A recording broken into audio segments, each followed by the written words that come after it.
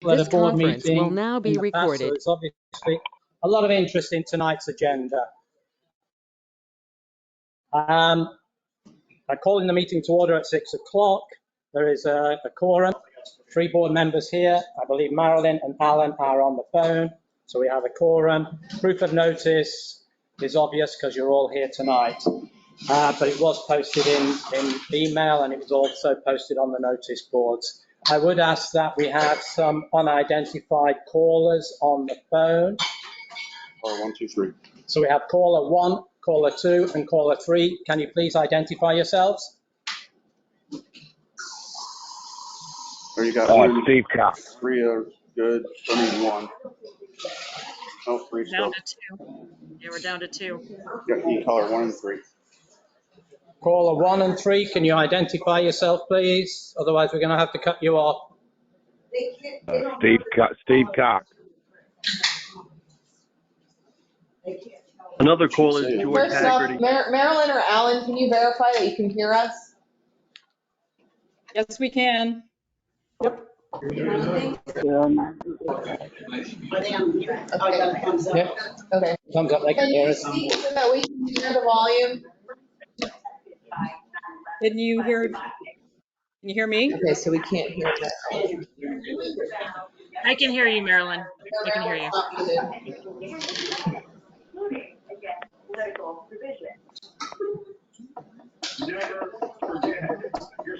Okay, just give us a minute while we deal with the technology.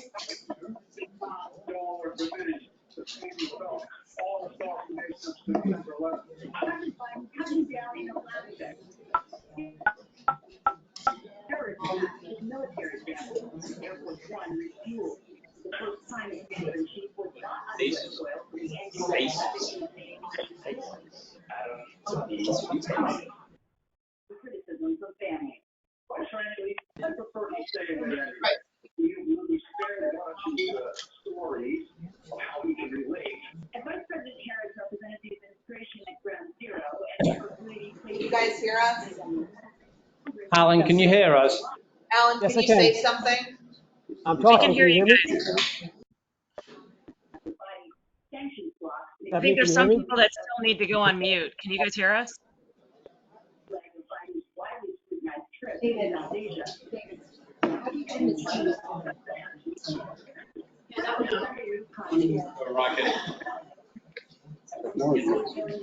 That one, echo cancelling.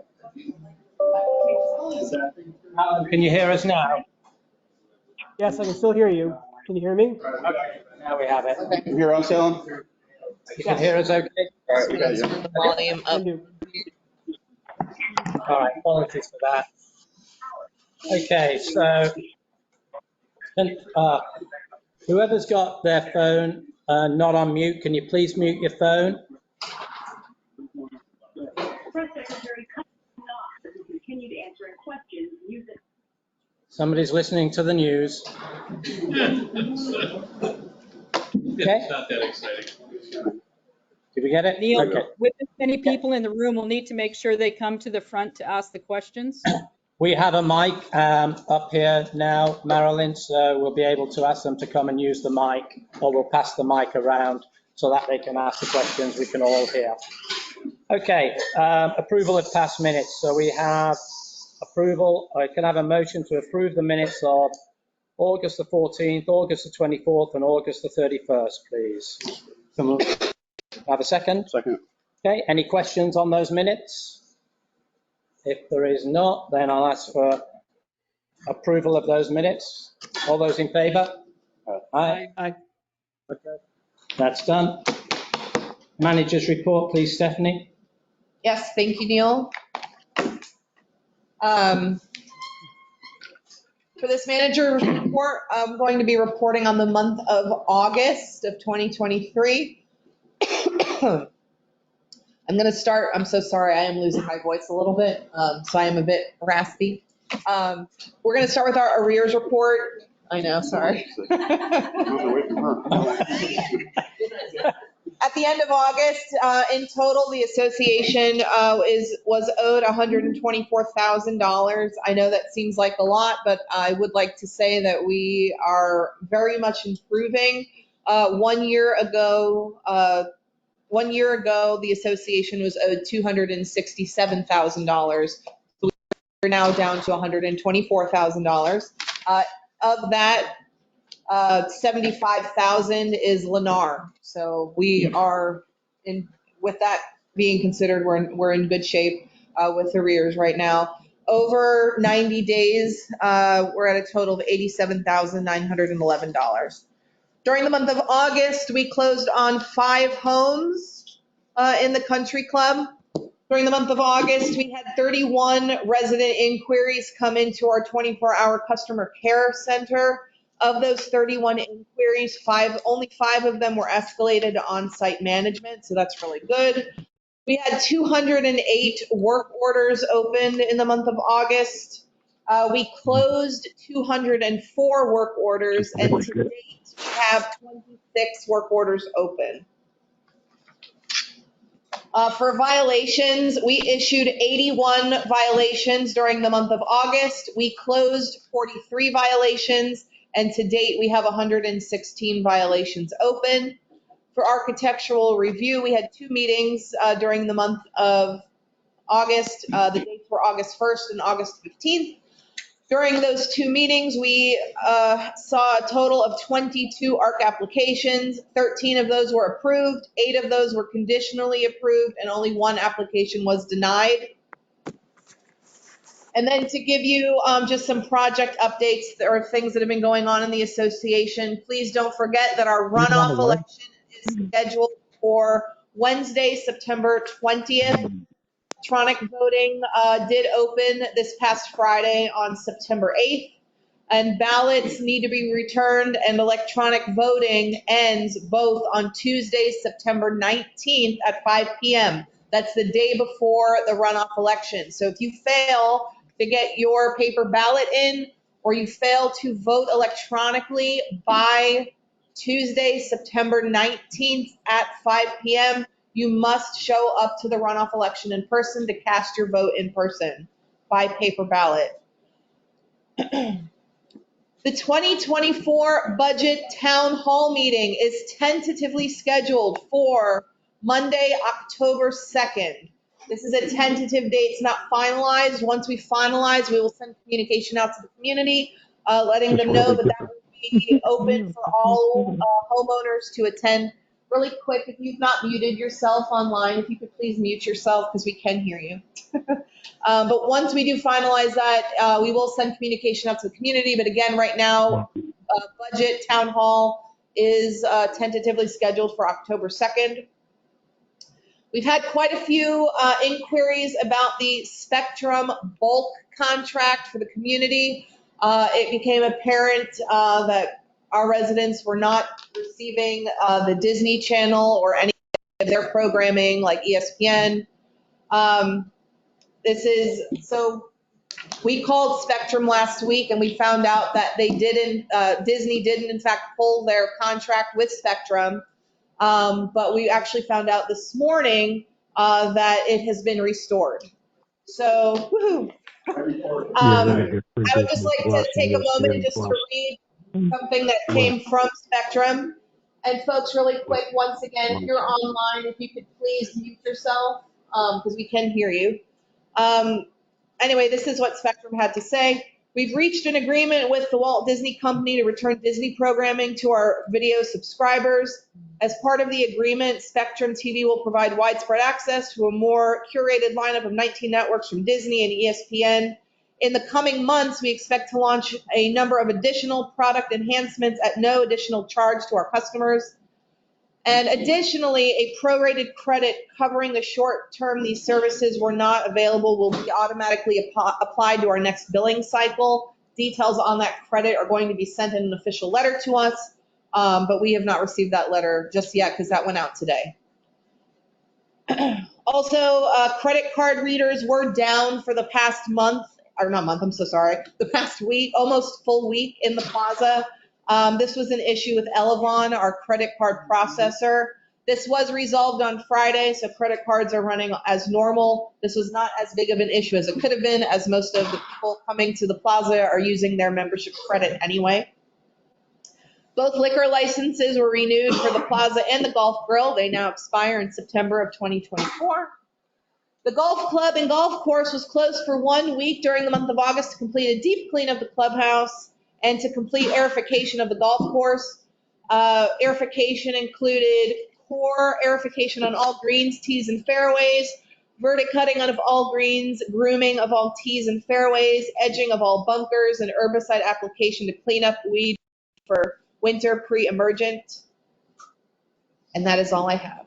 Thank you. In terms of timing, So sorry, timing, four? people 3 to minutes. speak. Oh, yes, I'm so sorry. Thank you. We know we have a very fuller than normal board meeting today. So we are going to implement Robert's Rules of Orders today. So once an agenda item is mentioned, the board members will have to make a motion to discuss that item. Those items will be discussed by the board members only at that time, and then it will be opened for residents to speak. As a resident, if you would like to speak, we ask that you please don't just start speaking. That's what we've normally done in the past. But if you would like to speak on a specific topic, we will open it to the floor. Please raise your hand and we will come to you with a microphone and you will have 3 minutes to speak. Thank you. Thank you. Yes. Just one other thing I wanted, before we get onto the committee reports, I wanted to formally welcome Tom Weary as our new golf pro. Tom, please raise your hand. Tom brings with him a wealth of experience of running golf clubs, and so we are looking forward to his management of the golf operations going forward. So welcome.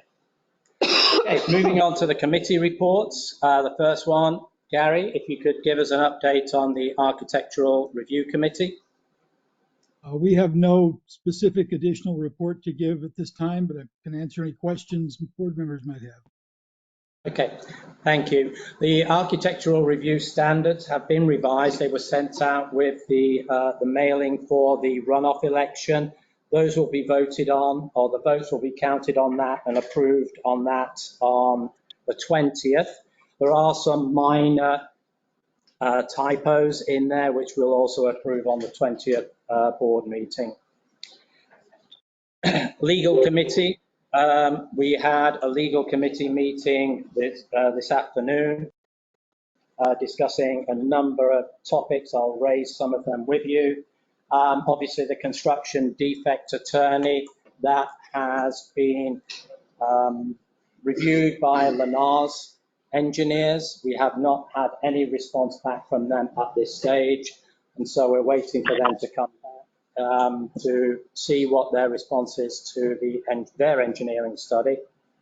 In terms of, we mentioned the $75,000 that Lennar owes for the assessments of their properties that they still have. We have put liens on all of those properties. So when they sell those properties, we expect to get that money from them if they don't pay us beforehand. Just through the other items we've discussed. Down to Earth, the ongoing discussions with Down to Earth about their outstanding invoices with us of $130,000. As you are aware from our last previous meetings, we did make a payment to them of $30,000. We've offered them another $20,000 after consultation with our attorneys and reviewed. They have not responded to that offer, so we're waiting for them to come back to see if they are willing to accept that in full and final settlement of the outstanding bills. In terms of the master, the gates that we have, and I'm talking about the barriers on Country Club, those barriers are owned by the master. They're responsible for the repairs, but with the new master board that has been put in place, they've raised this as a question because they actually sit on Country Club land. So the question is, whether we take them on or whether we have an agreement with them in terms of how they manage to service them, repair them, etc. So that's something that we're waiting for the master to come back with their suggestions on. There's been a lot of discussion around membership definition. And I know, you're all aware that the board has been looking at the membership definition. In the declaration, it states 2 adults who are not blood related as the family unit, and children under the age of 21 are eligible to use the plaza and to use the golf. There's been some questions around that interpretation, so we have gone out to a second attorney for a second opinion on that. As soon as we get a response on that, we'll provide that. The 4Ts agreement, which is the point of sale agreement for a new point of sale system to have the same point of sale system at the plaza as well as at the golf. That has now been signed, and we are kicking off with an implementation meeting on Wednesday to start the process of implementing a new point of sale system, which should go live January the 1st. The last thing I had on the legal committee was the tee box on hole 7, which has gone, has not been there. There should be a tee box at the back, which is a championship tee box. We have agreed with Lennar to have, and the CDD, to have that land, which is currently CDD land, redeeded to the country club, and Lennar has agreed to rebuild, or the cost of rebuilding that tee box on that. In the interim, whilst that deed is going through, we are setting up an easement which will allow us to get the tee box constructed pending the transfer of the property from the CDD to the country club. So that should start to happen within, between now and the next board meeting, I'm hopeful. That was everything I had from a legal committee meeting. Activities committee, Megan? We've got the mic over there now, Megan. Oh, lovely. Or you can just come up here. Got it, Megan. Sorry, if you are on the phone, can you please mute your phones because we're getting background noise. Thank you. I didn't want to stand close to the speaker, so forgive me. So there are a couple things that we do want to discuss tonight. As of beautification items, upcoming events, and then just some clarification on procedures moving forward on how to get some of these items done that the community like. So I know Dawn and Maria has presented an email. We are looking at adding the first hooks for propane heaters with tanks, and then also shop back from Mike, and then Exercise. water aerobics. So thanks for water aerobics. Exercise. Okay. Exercise. Okay. My email said water aerobics. So anyways, I did have, there's a lot of discussion earlier, and I would like some clarification from the board in moving forward on how our committee handles these requests. I know that pickleball is looking at fencing. We are looking at, we're raising funds from an activities committee to benefit the plaza. Who's responsible and who do we follow up with on that process? There is a procedure that you follow in terms of putting a proposal together, which Stephanie can help you with. What we like to see is if it's going to cost, then we like to see a couple of quotes so that there's a comparison. And then that's put to the board, and then the board will make the determination on whether to approve that or send it back for more information. But there is a specific document which really is, outlines the background, the proposal, the financial impact, and the recommendation. So that's really what we look for. And then once something is approved, it would most likely be me to execute the purchase of whatever item. Okay, thank you. And then maybe at our upcoming activities meeting on Wednesday or different committees coming up, maybe we can have some clarification as a board so that we know how to address, our friends and residents when they, want to present something like this going forward. It should come through the activities committee and as chair of the activities committee for you to present to the board those proposals as they filter through to you. That's really how it would operate. Perfect, then we're in the right spot. Yeah. So we are presenting these four different items for purchase. And we do have it on the business agenda, Megan, so we'll go through it then. Wonderful, and then the next activities we have coming up, we're looking to do casino night in November. This thing scares me. And then also the yard sale, so we're looking at the first Saturday in November, and to make that an annual date so that everyone knows moving forward, it's always the first Saturday in November. And just on that casino night, we did talk to the attorney today about that. We have to be very careful on how we promote that because gambling is not allowed in Florida. And so there needs to be, and there are casino companies that will do it for us and know how to structure it. So just make sure that we're not, sort of structuring it and announcing it in a way that there is money changing hands because that's not allowed. I've worked with this casino vendor before, so I'll go over the details with you on what needs to happen to make sure that it's all in compliance. So there can be prizes, that's available, but it's you can't change money. I've done these in the past, so I get it. Oh, great. Okay, well, you know it. And I think that's all I got. We have our change of date for the committee meeting to this Wednesday because of the election on the 20th. So it'll be this Wednesday at 5 o'clock. Thursday, I think. It's Thursday. Thursday, my bad. Thursday. Just a point of clarification. The Never Never Golf Tournament is the first Saturday in November. Well, you didn't ask me. So there's a conflict. So Okay, so we'll discuss that in the meeting on Thursday. Thank you for that. Okay. Thanks, Megan. Larry's gonna go next. Larry, where are you? Oh, there you are. Put my glasses on, I can see you. Intimidating out here. Pass the mic around. There you go, Larry. hello.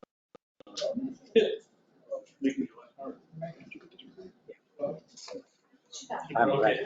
Just go. Megan, did you break it? I just Oh, we're wanted good. to. Hey, this is a little off topic as far as the food and beverage committee, but I think it's important that we all realize a little statement about the board here.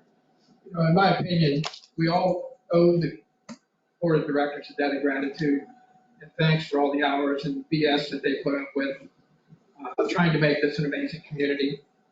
With that said, we as a community really need to step up, get on some committees, use your time, use your talents, keep the momentum going forward. Just a few hours a month, it's all really, that we really ask for. Unless, of course, you want to provide more time. If you're looking to do 30 to 40 hours a week, you can run to the next board of directors. But seriously, these guys put in a lot of time, so we appreciate that. Thank you. Thank you, Larry. But anyway, I want to talk about the latest wins we've made here, not just on behalf of our committee, but the committee has worked hard and pushed very hard for this stuff. We got the new draft beer pricing. We're looking to target another beer to do a light beer to go alongside that one. And what it did, obviously, it lowered the price, but yet hopefully we'll be able to keep that thing coming through and we never run out right there. Anyway, Sunday brunch. Sunday brunch is very good. Has anybody been here for Sunday brunch? And I'll tell you what, it's a little disappointing because we're not getting more than half the group's hands up here. I mean, it's a really good brunch. So please come up. We got longer bar hours a couple days during the week. And, Taco Tuesday, which I understand that's been going pretty well. Now, and a special thank you to Patty Szynski and Campbell McNally for putting together Darts Night, which, if you don't know, it's every other Friday at the Golf Club. One Friday you have bingo here, the next Friday it'll be darts down the golf club. Very casual, you don't have to be a great player. They always do a couple nice little dinner specials. The bar's open, and they stay open till 8 o'clock. So feel free to stop on by. It's a great fun night to socialize and meet everybody, if you haven't already. With that said, we have two revenue generating operations here, as we all know. It's the plaza and the golf club and grill. Both venues really do need stronger support from the residents. I was up here last night. By the way, we got DirecTV for the football games for the Sunday ticket. I know some people want to look at a wall of TVs, and that's cool. But if you have a favorite team, you want to come out and watch the game, come on up and watch the game. It's not cheap. It's a very expensive proposition for us to open up. And believe it or not, my wife and I were the only people sitting there at the bar for the longest time, and we were rooting for the Steelers. That's what that's all about. That's why.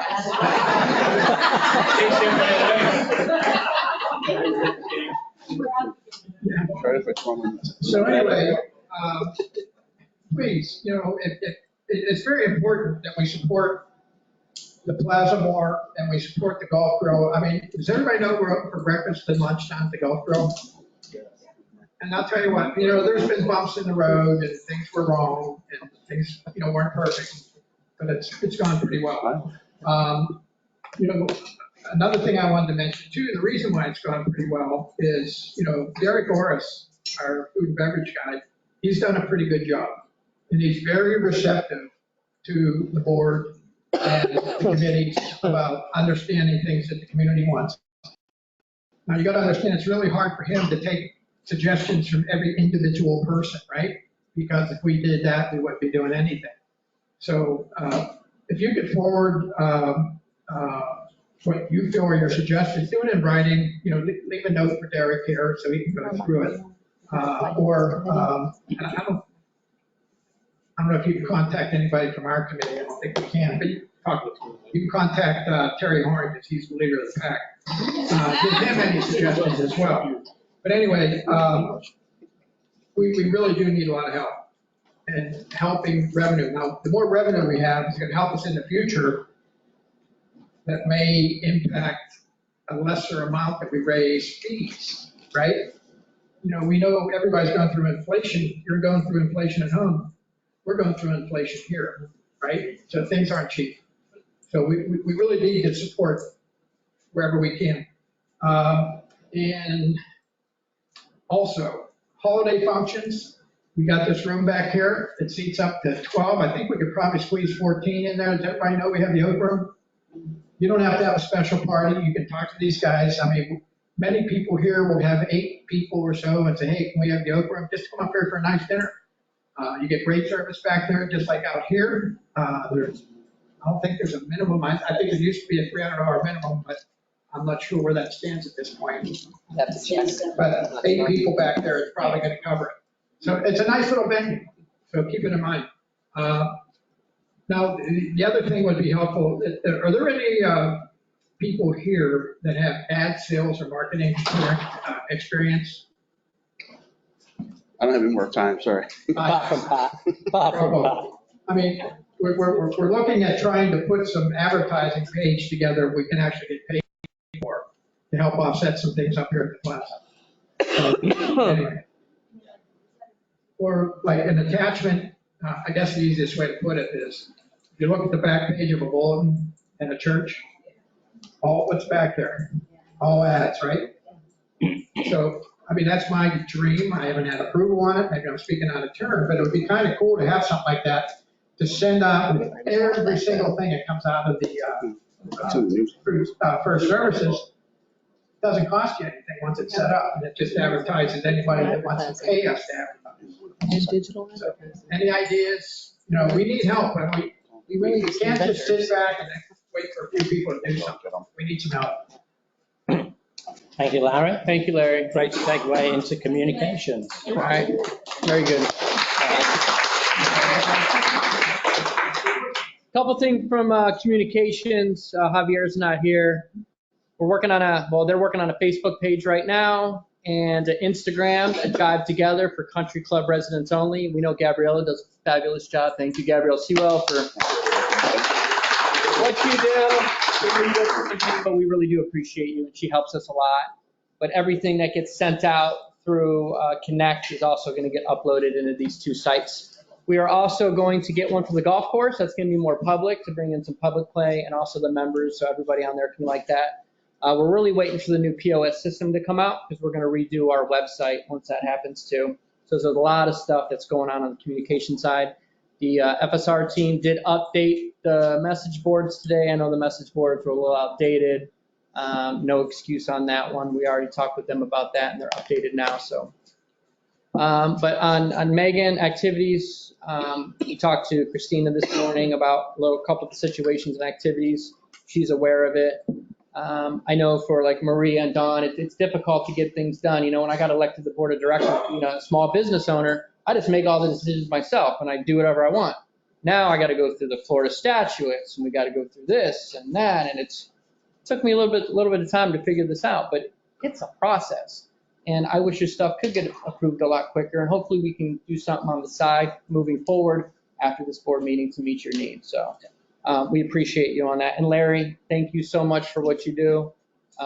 You're a great man and you're a wealth of knowledge for our community. So. Thank you, Terry. Oh, real quick too.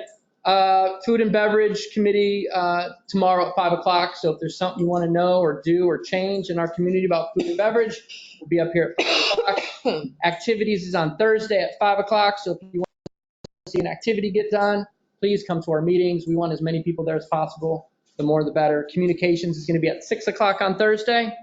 And then the pickleball, I know they're getting ready to restructure since school's back in and it gets a little bit darker sooner. So Matt is, their next meeting is on the 19th at 6. So if there's anything you guys want to do for pickleball or throw tournaments or anything, please come here on the 19th at 6 p.m. Everything we talk about is on the calendar for the September calendar. So we've got your back. Okay. Thank you, Terry. Is Nicole online for the Facilities Committee? I think she works on Mondays.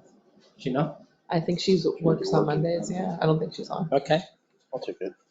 Oh, thanks, Pat. Yeah, I'll take it. All right, so the biggest thing I think in facilities is United Land. We've been struggling with them. It's no secret the last 2-3 months. Stephanie and I have met with Carrie and Aaron, who are the local contacts and supervisors for United. We gave them until August 31st to make things right. We both agreed mid-August that they were not getting corrected. So we did some drive-throughs together. I owned a landscaping company in the beginning of my career, so I have the eye for what they should be doing and what they shouldn't be. Shared it with Stephanie. And then last week, Monday or Tuesday, I think it was, I contacted the owner of United Land personally and asked him and his executive team to come out and meet with us. So they came out right away. Friday, we had a meeting. I actually did a drive-through with 3 of them, pointed out a bunch of things. They took 100% responsibility for it, and they agree that they have a lot of work to do to get things figured out around here. I told them, I said, you don't want to be known as down to earth, and that's what it's getting to around here. So all of you that know me know I'm not afraid to call people out, especially when we're paying $1,300,000 a year.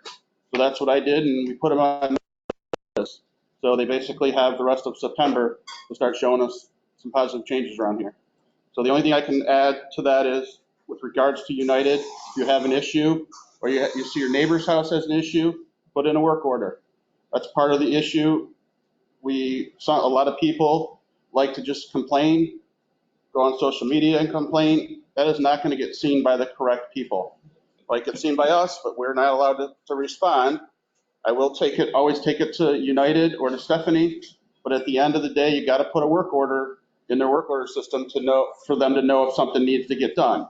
Now, after that, if it's not getting done timely or addressed, then it needs to definitely come to Stephanie, and then one of us will take care of it.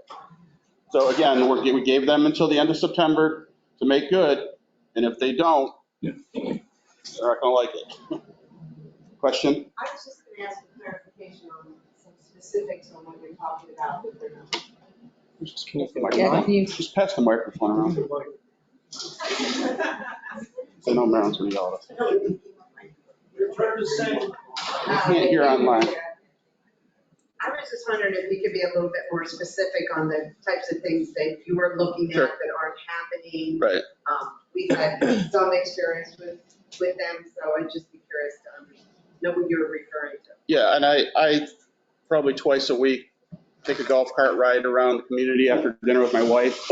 I usually always get to Country Club 1, 2, and 3, depending on what the weather looks like. 4 and 5, they're a little farther away. We live in 3, but to my eye, the mowing is being missed in spots between homes.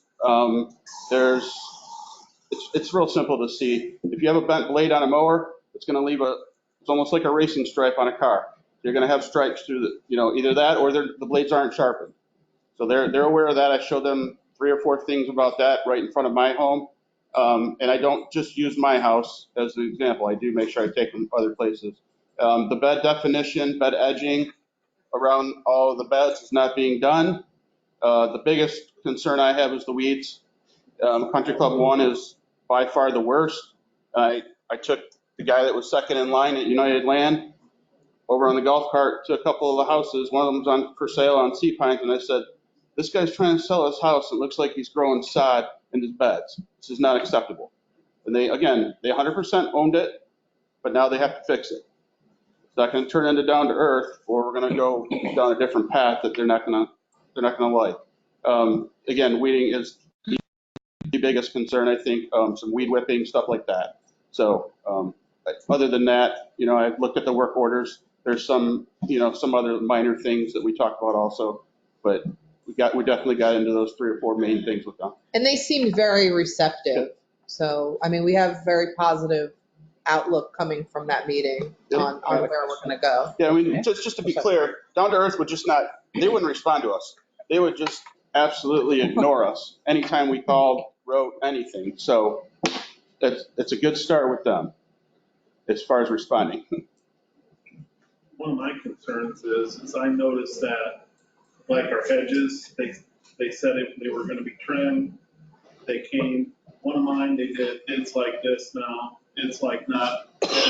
And what is the thing that you can drink with tea or you can eat the flowers, what's it called? Hibiscus. Hibiscus. My hibiscus tree is now into my front door. It's up. I put a work order in all this, even the trimming and the weeding. And I got back, we're looking at it. They put dead sod in my yard. They ripped out what they killed. They replaced it. They put dead sod in. They ran the sprinklers for months and months and months every day. I called her back. I said, your dead sod isn't growing. She says, you got a fungus. I'm like, yeah, you're running my sprinklers every day. I said, she says, I'm getting on it. We'll spray your yard. We'll take care of it. We'll get it taken care of. That was weeks ago. I mean, they haven't done nothing.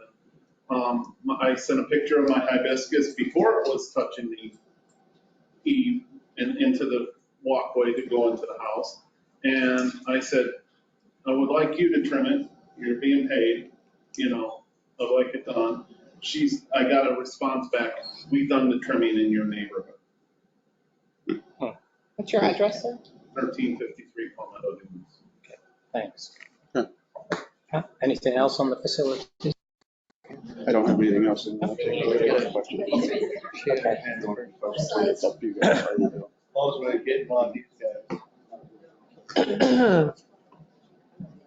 Hello? Yep. Hey, well, I haven't experienced the same things he has. I have experienced some stuff. I did put in a work order with trimming. They weren't trimming anything. They did come out and trim it all. And it was done well. I'm good with that. The problem I have with, is it United First? Down to Earth first, now United. What is it? It was Down to Earth first, now it's United. United, yeah, United Landscape, right.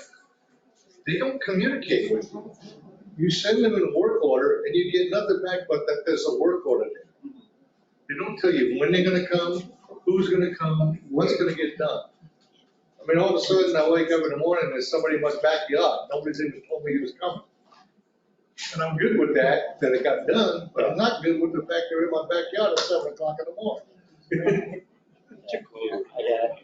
No, I like to walk around, but, you know. Okay, thanks, Sharon. But it's just communication is what I'm asking for. Okay. And I think they could do a better job of telling us, okay, you got work on X, Y, Z. That will be attended to in the next 2 weeks. You know, and we'll call you when we're coming out. That would be just a reasonable thing for a customer service organization. I agree.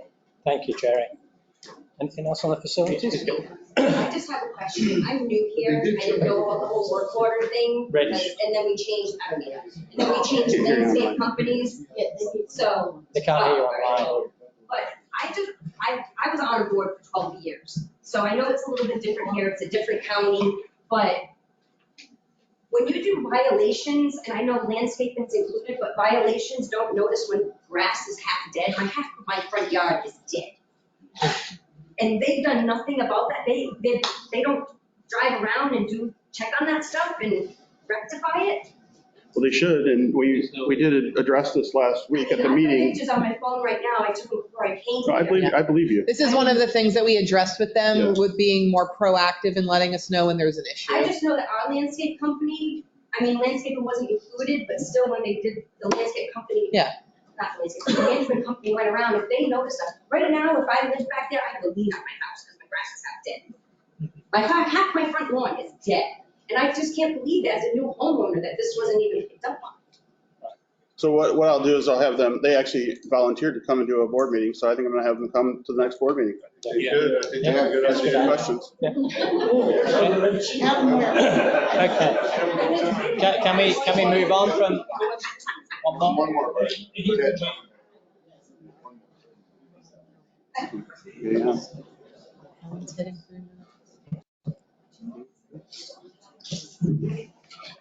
Hi, my name is Chris.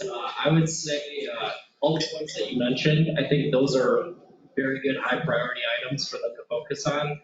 I think what would also help the leadership with the landscaping company is if we have recordings, I pay attention to their speed at which they try to get the homes done. Their speed is what's killing the quality of their work. I spoke to them We about it. addressed that as I well. watch them. I watch So them. the video, any kind of video recordings of the speed at which they do. I know it's the summer, I know it's hot, that's probably part of the reason they're trying to get done in the hot weather. I understand that, but that's a majority of what's probably causing the quality to go down. Because we noticed the drastic change when they took over from the previous landscaping company. They came out, they did their survey, right? Now, obviously, the quality is down. So. Yeah, we addressed Just need to that. be held to it. So I would say the speed in which they are maneuvering those mowers is what's causing the majority of the problem. Okay, thank you. Good point. Thank you. All right, we need to move on. All right. I'm sure you all have your own personal issues with United, but I think we do need to move on. We've got a busy agenda. Can I just ask a question? What are they contractually obligated to do? Like, do you know how often our lawn should be mowed on a regular basis? It's once a month during the peak season, and then I believe somewhere in the, It's twice a month during the growing Twice? season and once a month during the dry season. no. Or no, every three. Okay, hold on, guys, hold on, please, hold on. I have the schedule. I will email it out again to the residents because I did send this out like maybe 2 month ago. I will resend out the schedule. Okay. You're welcome. Okay. All right. we Anything move on. else from facilities? That's it. Okay. Governance committee? Yes. Fred? At our September meeting, we had 5 fines or violations submitted from the board. We had. We had one resident attended the board meeting. We had, as a result, we levied 3 fines that were approved by the board. 2 were closed out, and that's where we stand. Okay, thank you, Fred. Simple. I didn't see Karen. Is Karen on the subcommittee? No? I know there was a survey went out to the villas in terms of the various options on the Article 5 or Amendment 5, which is the responsibility for the association to repair and maintain their roofs and the painting. I know that was, I know that went out and the responses came through, and I think the Villa Subcommittee is reviewing that at the moment. I'm going to jump to the Finance Committee and then we'll do the Golf Committee. So Alan, on Finance. Thanks, Neil. Stephanie, can you share my one pager? Oh, no. We're going to have to come back to finance. All right, we're going to have to come back to finance, so we'll jump to the Golf Committee. I don't see Darren in the room. Darren, are you online? I'm online, Neil. Hi, Darren. Hi. Yeah, I'm a little under the weather. I didn't want to bring my stuff down there, so to give it all to you. That's okay. Sorry. Yeah. No, it's all right. Yeah, we'll be meeting, the Golf Committee meets on Wednesday coming up, so if anybody wants to attend that. There is it took a while to get it out there, but the golf policy manual has been loaded up onto the portal. I think it went up on August 3rd. There's a lot of good new information in there, a lot of policies. So anybody interested in,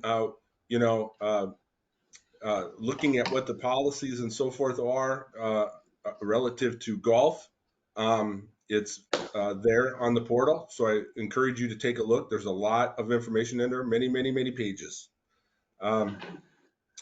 We are working on, after having the pass holder and trail fees approved by the board, we are working on our marketing materials and getting ready to get those out and used. I know that I see on the agenda that you have the Brady Todd Memorial there, so I won't talk about that. I'll save that for your business agenda. Another thing that we have been working on is a golf cart communique relative to policies for when members and pass holders and trail fee members and so forth utilize a golf club cart. We have a draft of that ready to go, but we need to vet that through our full committee here on Wednesday, and then I think we should have that ready to go hopefully by the end of the week for the board's consideration. Karen, can I interject for a moment, because there's a lot of there's a lot of noise on Facebook, and I think I just want to try and get the temperature down. There's a lot of erroneous and non-factual information, so I thought I would share what I know of the background on the free cart. So that practice evolved with previous pro, even previous to RJ, goes back with Chris and original members. I'm assuming it was with the golf committee, but certainly was before my time as the liaison on the golf committee, and it was certainly before my time on the board, which was an originating director. So therefore, that practice never did come to the board. So I do take exception to the comments on Facebook, and just one of the reasons why I'm not on Facebook, and certainly why, as a director and a member of the board, we signed the social media policy, is because you really can't respond to some of this stuff. But I will just share with you a writing today from Andrew Dupuis.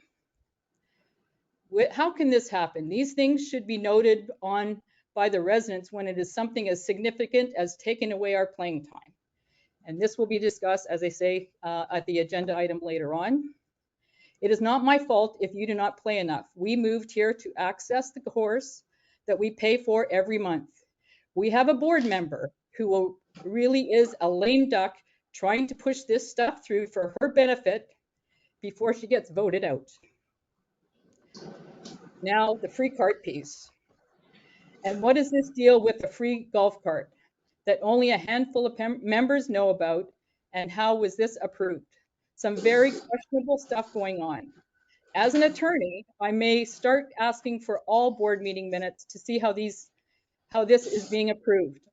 I would like a copy of the bylaws where I can get those. Where can I get those? So again, Andrew, just specifically, I am a CPA, I am an auditor, And if there's any stuff going on, I would have found it as an auditor. So I just put that out there. It's really unfortunate that these things get spread. They're not accurate at all. I will thank Larry at this point for chiming in right after that comment. Background on the free cart. When we first brought in the trail fees, there was the family membership, and many of the members had spouses that would play at the same time because there was often, numerous men's game, and then the ladies would, book their tea time as well, and oftentimes they could never share the same cart. So my understanding would be that it was offered as a free cart because they were trail fee members. Under the, keen eyes and alertness of the current golf committee, this was identified as an issue.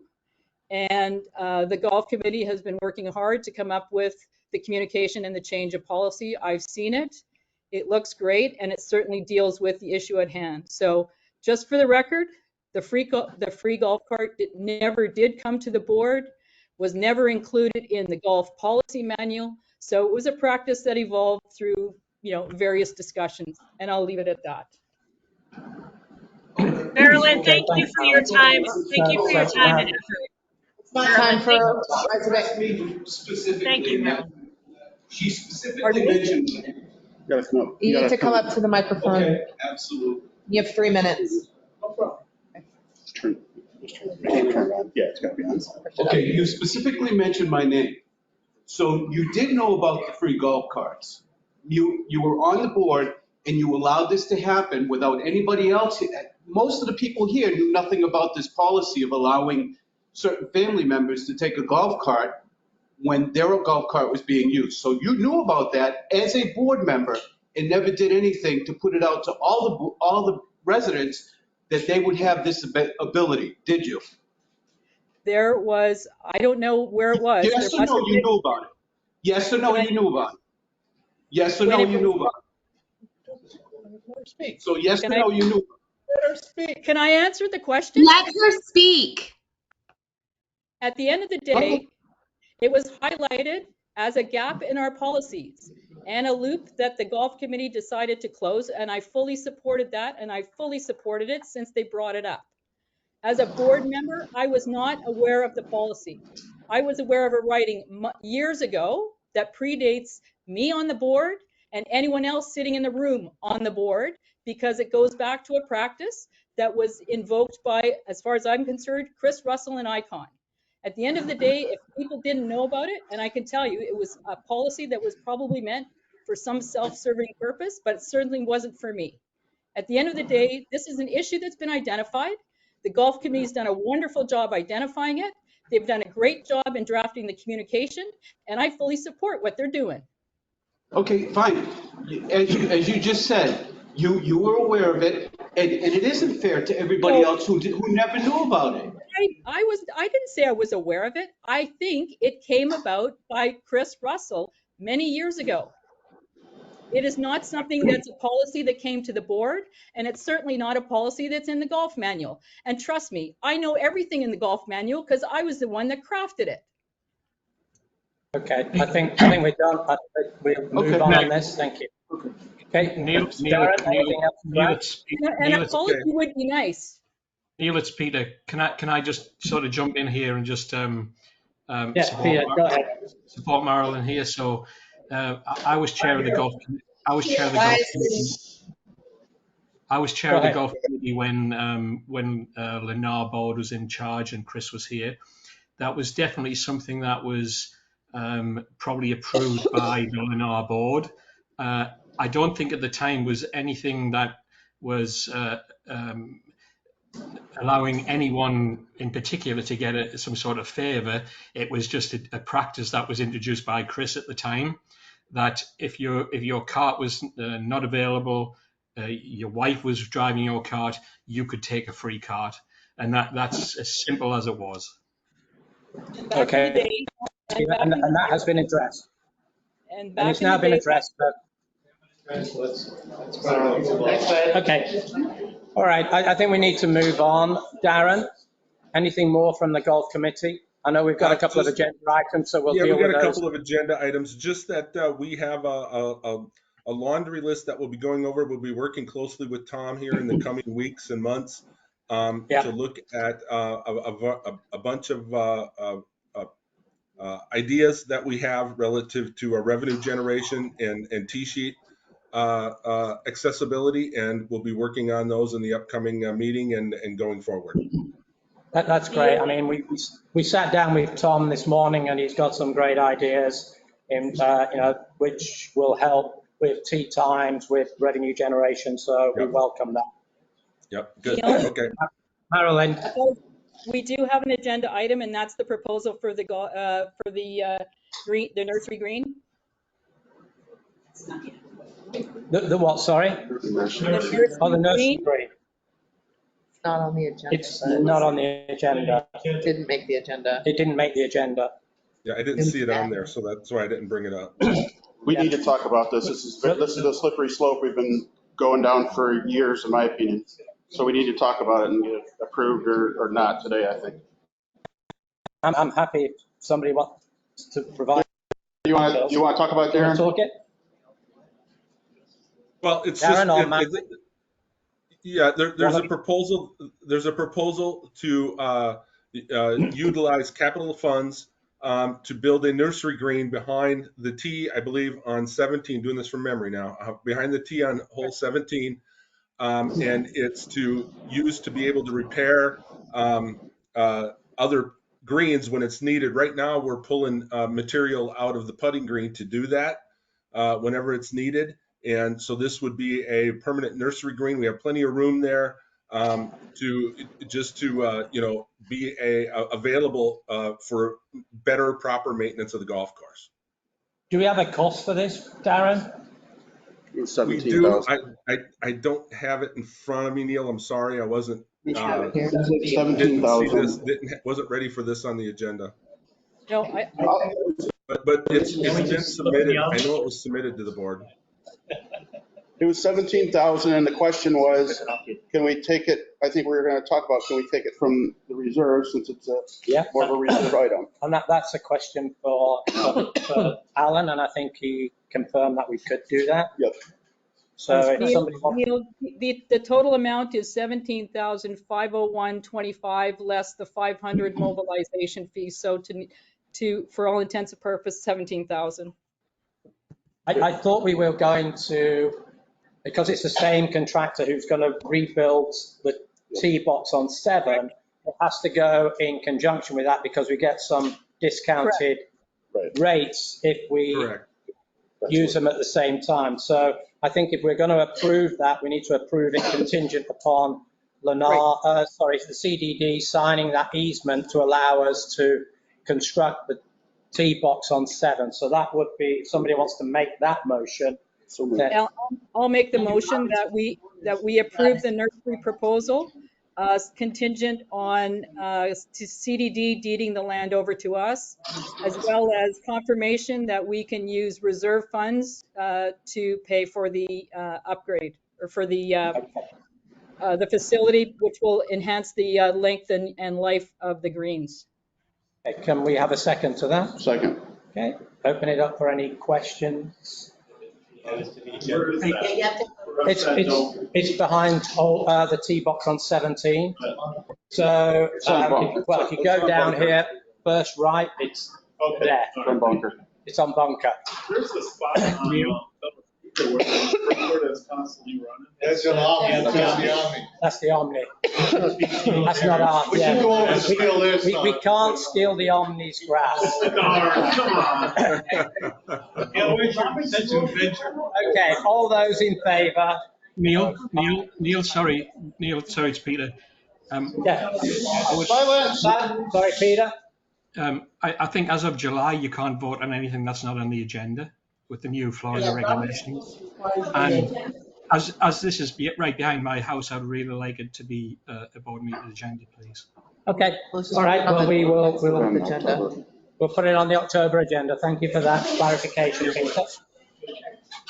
Mark, if you go down to 8924 Dove Valley, 8922, there's a right there. Added it. The big area back.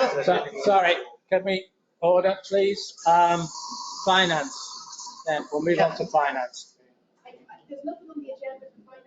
We added We're it. adding it, but there's no proposal, so we can talk about it. Not voting for it, right? Might be nice to have it on the agenda. I put it pulling up a slide right now, so you can see.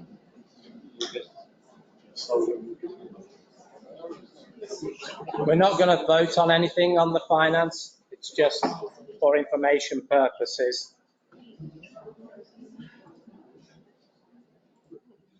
Let me know when it's up on the screen, Stephanie.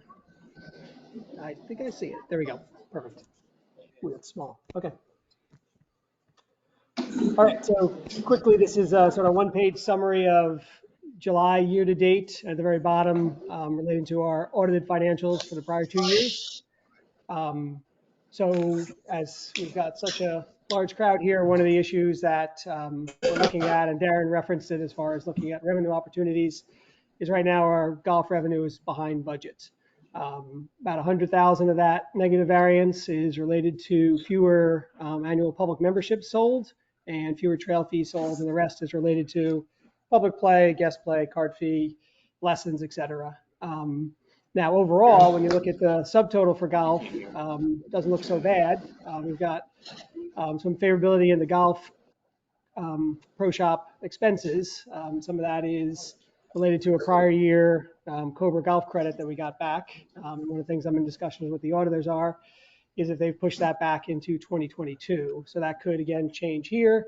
And then there's other things that will reduce that favorability for the rest of the year, like property taxes as an example. Right now we're favorable because we budgeted, straight line across the year, but we pay it in usually late November, early December to take advantage of the discount. So some of that favorability will disappear.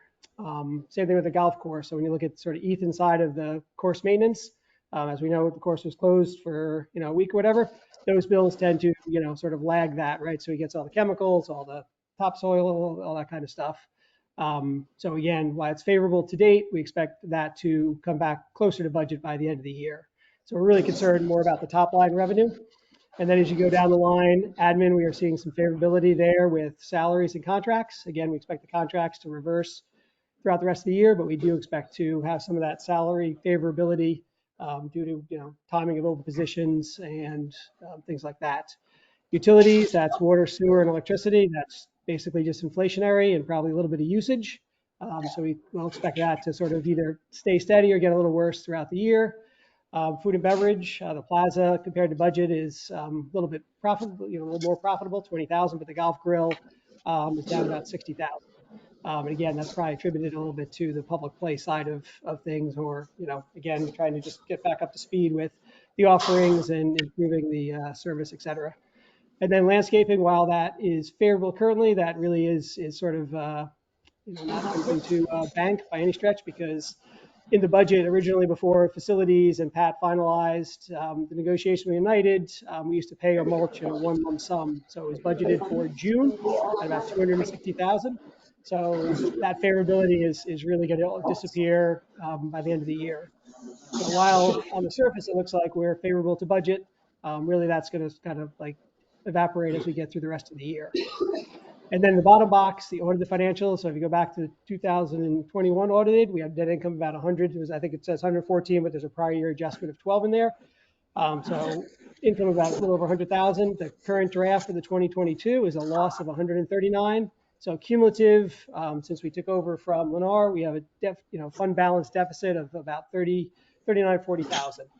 So again, one of our challenges is to ensure that doesn't continue to grow, because again, since we're a zero sum, that equates to cash flow, et cetera. So that's one of the things that we're trying to look at. How do we manage the expenses? How do we increase revenue, et cetera, to ensure that we don't grow that deficit? And ultimately, where we want to get to a place where we have a fund balance surplus and sort of a rainy day fund from operating. I think at the end of this year, we'll feel pretty good having $500,000 in reserves, because, in prior years we had zero. And that will grow obviously over the next, 3 to 5 years, upwards of $2 million. So I think, assuming there's no major events and there's nothing in the engineer report that would indicate we'd have to spend anything until that year, I won't say anything, but any significant dollars until after year 5, But it's really the operating, I'll call it the rainy day fund, so something to, if, hurricane deductible or things like that, that we'd have to cover, is what we need to sort of focus on. And as we look for 2024, what we'll be trying to address. Okay, thanks, Alan. Question? I know that you went through and Alan, you did a great job. This is Dan Moran. We can't see any of those numbers. Okay, we will circulate that. We will send it, we will post this on Connect for all residents to view, and I will send an e-blast out letting you know it's available. I think, the bottom line is that the golf is down almost 200,000 in terms of revenue year to date. Expenses are positive 75,000, and the golf course maintenance, which is Ethan, is positive 100,000, but he's still got some major treatments to do during the course of this year, so that will disappear. So, I think that's one of the, the big takeaway is that, we do have a big deficit variance to budget on the golf. So one question I have is that, so it's budget, but it's not necessarily cash on hand. And that's the other issue is we have a cash flow problem, which is why we've got some of the other agenda items on here, because our cash flow is really strained at the moment in terms of how much cash we have available. So Dan, when we have the cash goes straight through our cash flow, anything from golf, because the expenses are pretty much fixed, anything that we're short on revenue is pretty much a direct short on cash flow. Yeah, Teresa. $200,000 short in golf. Does Sorry. that include food and beverage? No, if you look, the food and beverage, which is the golf grill. Okay, all right, the golf grill, food and beverage, I'm just reading it here, is negative 60,000. So you add that to the 200,000 for golf. 260,000. Yeah. Wow. Last Sunday afternoon, we went out to take 9 months. There was 5 people So God, if this is an issue now, surely we should be watching chips. Our wages bill is phenomenal. Well, if you look at the wages, that's 158,000 positive. So we've saved 158,000 in salaries. Only 90,000 salaries, the other is contract. 90,000, sorry, 90,000 in contracts. I have a little bit of a problem with anyone saying it has to do with annual memberships and trail fees.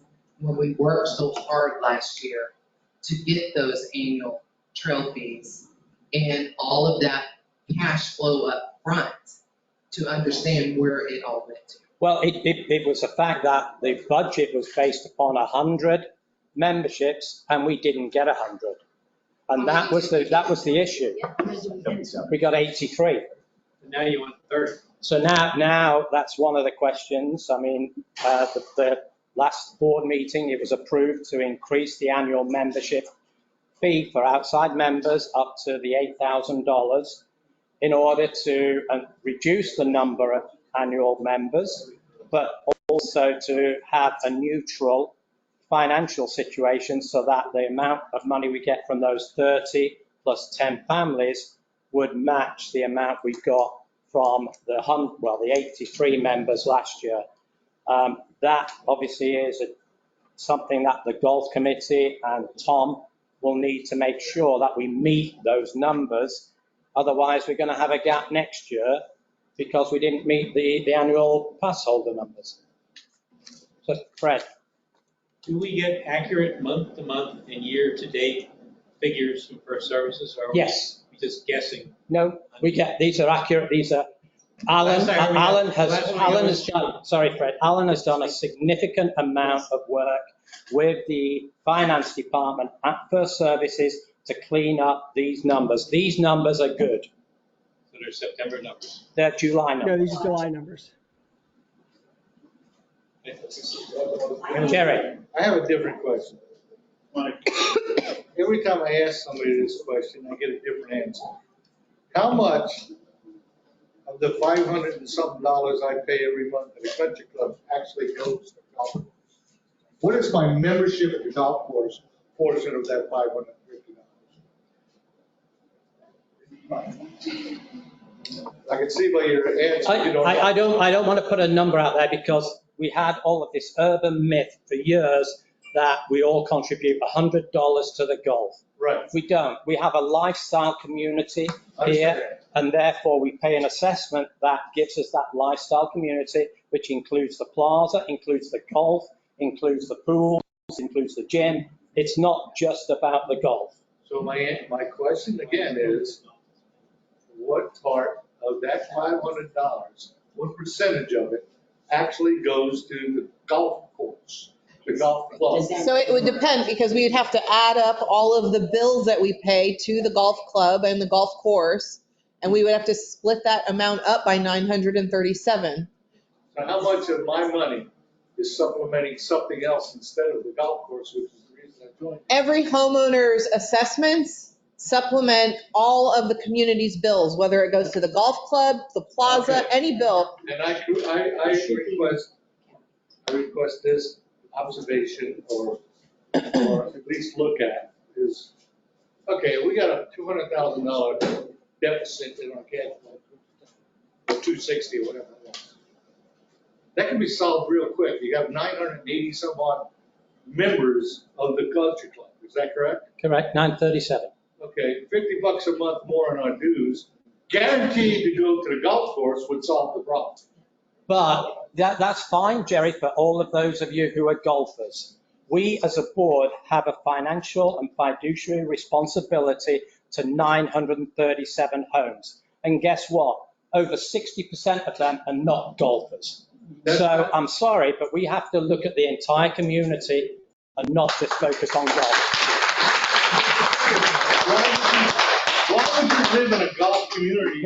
We are a lifestyle community of which golf is a part. I'm sorry, but that's. You're done. You answer my question. Can I ask a strategy question? So is there? $50 gonna break people? Can you strategy process for recruiting more people? Sorry, can you repeat that into the microphone, please? Sorry, I'm a cheer coach, so I'm shocked I need a microphone. Is there a recruitment strategy in place, something defined in writing with regards to increasing the membership and addressing the deficit that you previously had? There is a membership approved for the golf for outside members. For the plaza, we are not allowed to open it up to outside members because the declaration, governing documents doesn't. Right, no, but I mean, you said that we didn't hit our target, right? We didn't. The target was 200. Yep. So I guess my question is, what steps are being taken to? Well, I understand your question now. Okay. That's why we're relying upon the golf committee and Tom in terms of marketing to ensure that we get those external memberships to meet the number that's being committed. We didn't meet it last year. Darren, maybe you want to expand a little bit on why the fees were raised so much, because it was the best deal in town. That's kind of what my question was going. Sorry, we just have a question down. Just bear with me a second. Go ahead. Okay, sure. So, am I to understand, so we didn't meet our outside membership goals. Right. So we're raising the prices to increase revenue. No, so it's revenue neutral. Okay. Well, because we're reducing the number of members, outside members. So to me, simple economics, supply and demand, you raise prices, you get less.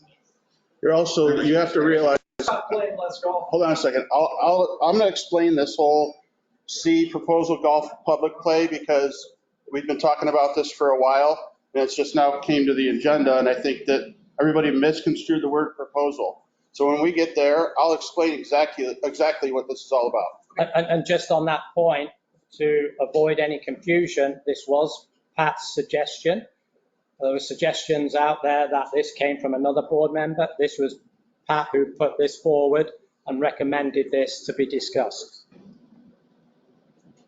Can we? At the back. Yeah. We're going to take one more question. Yeah.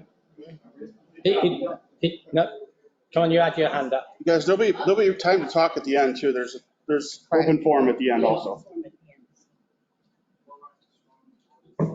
Okay, just one question. I got full confidence in you guys. I thank you for everything you do. But is there any strategy that we're looking at similar communities, what they're doing to make ends meet? And also, all of us know that play on Saturday after the men's league goes, it's wide open. Why are we not selling those tee times? Well, it's hard to sell. I know that's probably a strategy. I'm just saying, but. I'll answer that. I mean, right now when it's 130 degrees, nobody wants to play. So I disagree with that. Well, I disagree with that. Well, the team, hold on a second. One at a time. One at a time.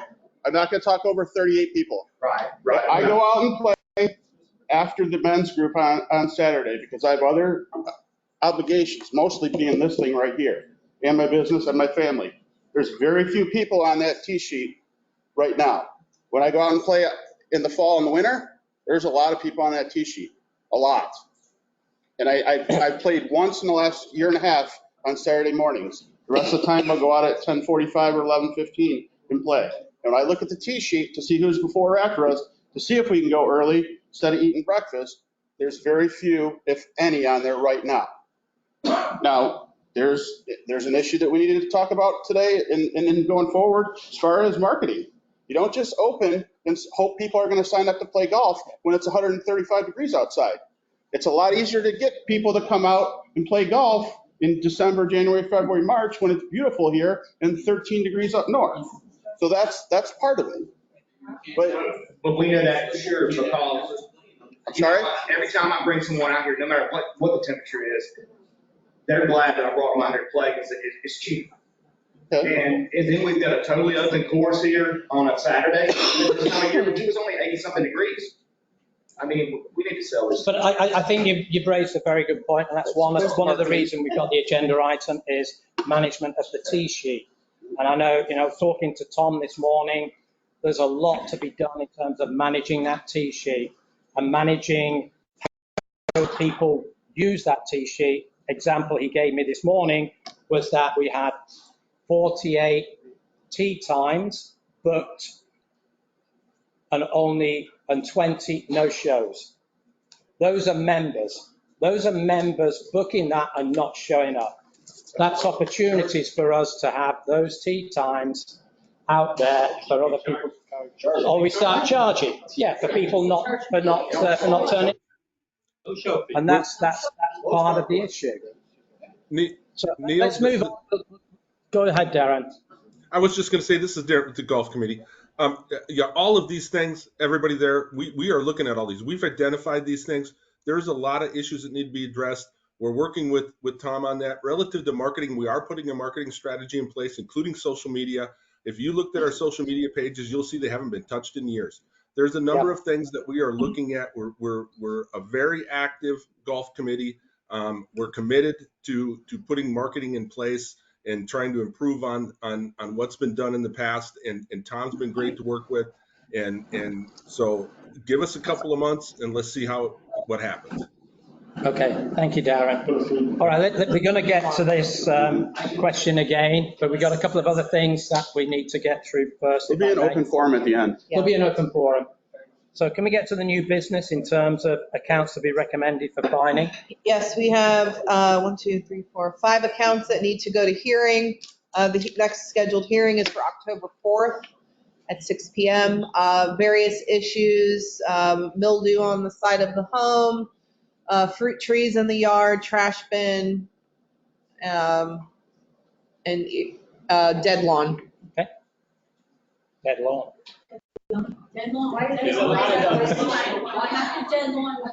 Because we've sent them various irrigation proposals and they're refusing to fix it. Anyway, I don't need to explain why they're in violation, but they are. Thank you. Can I have a motion to approve these violations for the recommendation for the governance? Second, all those in favour? Aye. Aye. I'm so sorry. It's unanimous. Yep. Second. 5. Yeah. Okay, plaza beautification items. Terry, are you going to take this one? Maria, do you want to talk about it? No? Megan? Can somebody talk about it? Somebody was gonna step up. Gene, you're going to talk about it? Yay? Yes? No? Yes. All right, we got it. Gene, the dancing machine. I may not know all the details, but they'll correct me.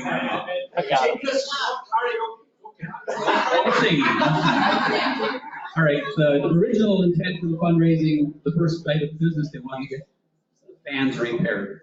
And when it came up with $1,900, I believe roughly, and we're told that there's not enough money there to do the 5 fans between the cost of the fans and the cost of the labor to do it, I believe. I don't know that anybody has an estimate. Does anybody know how much it will cost to do that so we know how much we need to raise? I will have to check. I know that we did replace half of the fans out here. Yeah, but the one that's broken, has been broken for 3 years. It's still the same fans, been here for 5 years. Michael, how much will it cost to replace that fan that's been broken for 3 years? Okay, regardless, I do have an estimate. But we'd like to know that so we Yes. have another fundraiser we can. target that number. Understood. I already spoke to somebody. I will get all of that information together for you. Okay, so then in lieu of that, they came up with ideas of other things that would help. I'm so sorry. And just to clarify, we replaced the fans in the gym, not in the patio. My mistake. All right. Sorry.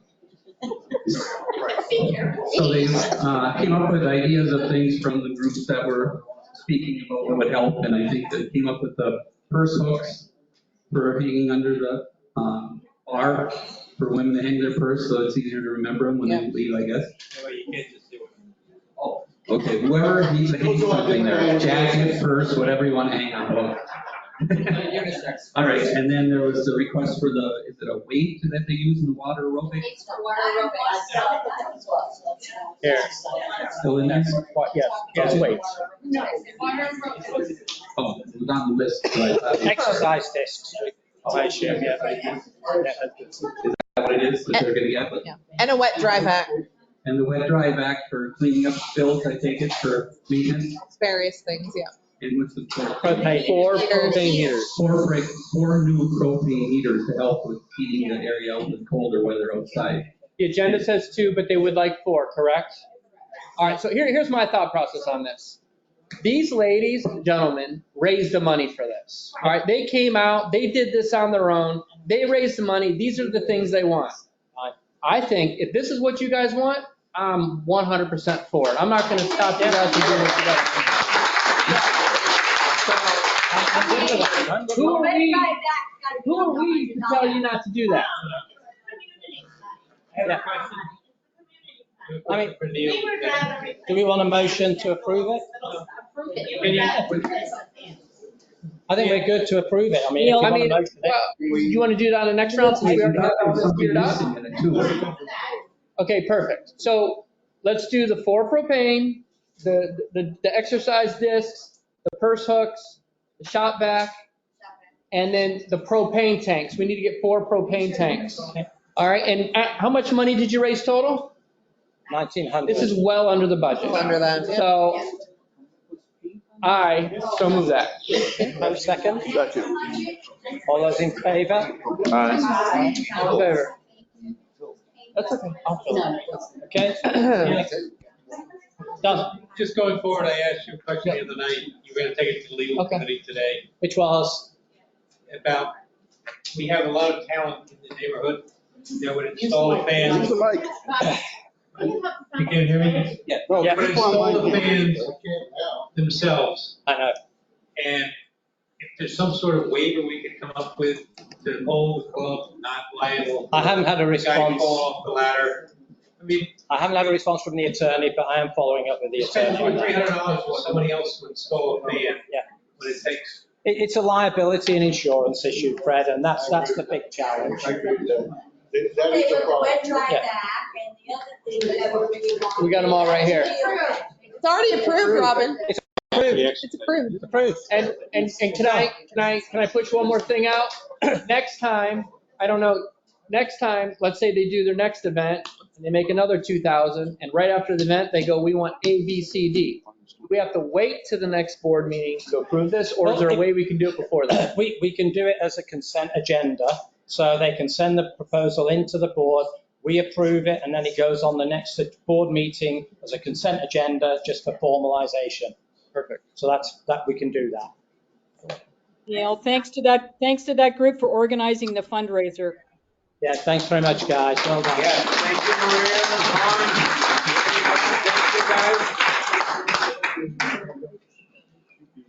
Can I just ask, if you let people know ahead of time what you're looking for?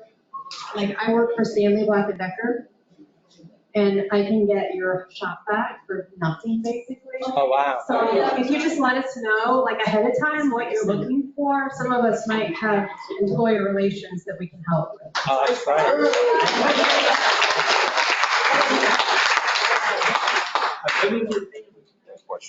Okay, who has a question? Jim?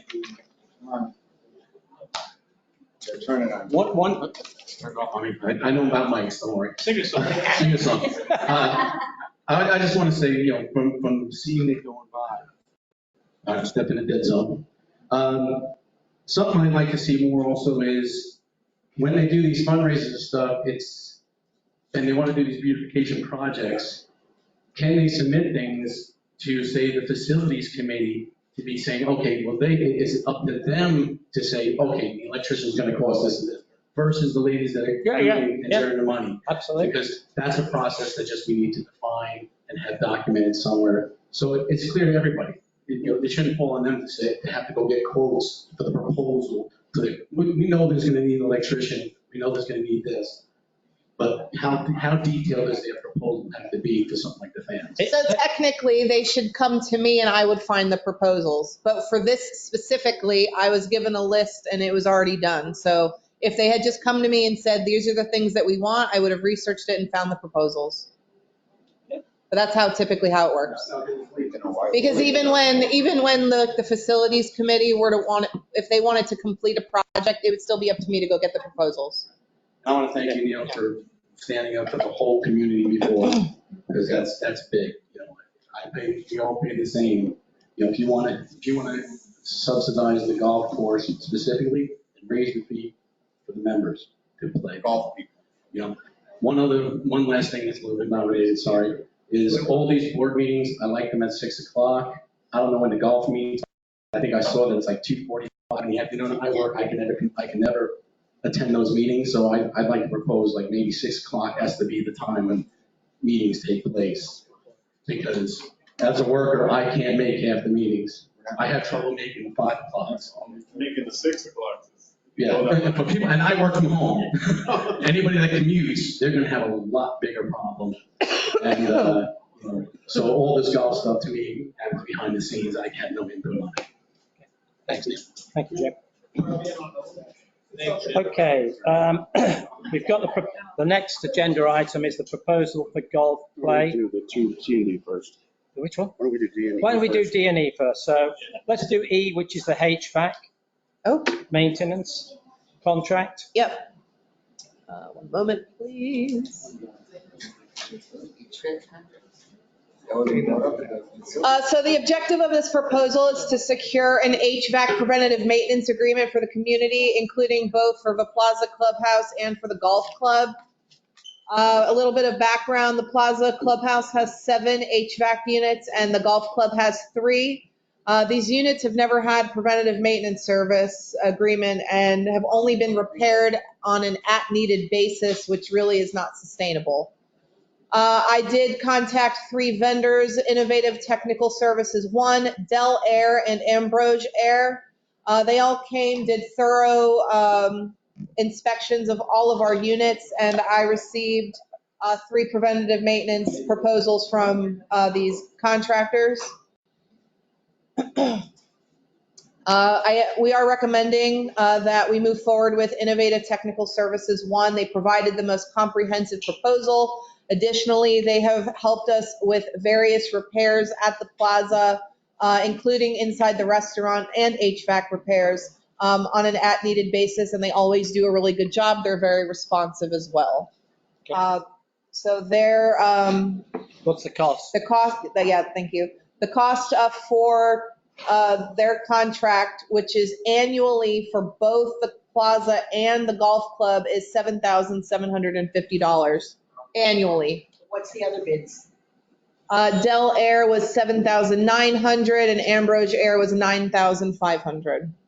Do we have a proposal to accept They the, do residential as well. Innovative Technical Services, I'm not sure. I'm just curious if they do, if you threw at them, you could just give them free advertisement to the community as a preferred vendor. 937 opportunities. Yep. I can find out. but in the meantime, can I have a proposal to approve ITS1 as the HVAC maintenance? So moved. Second? Oh, second. Marilyn, second. Okay. Any questions on that?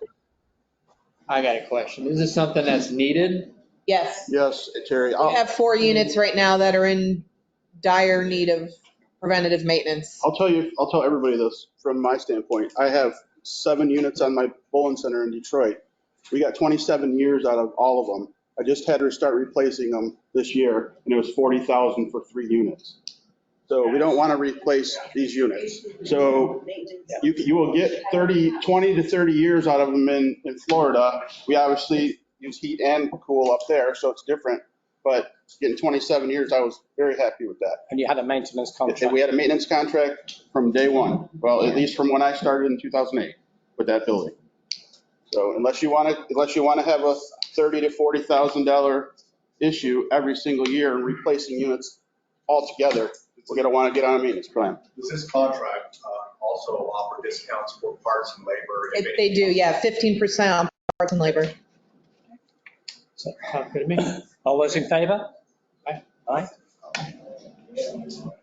Yep, unanimous. Aye.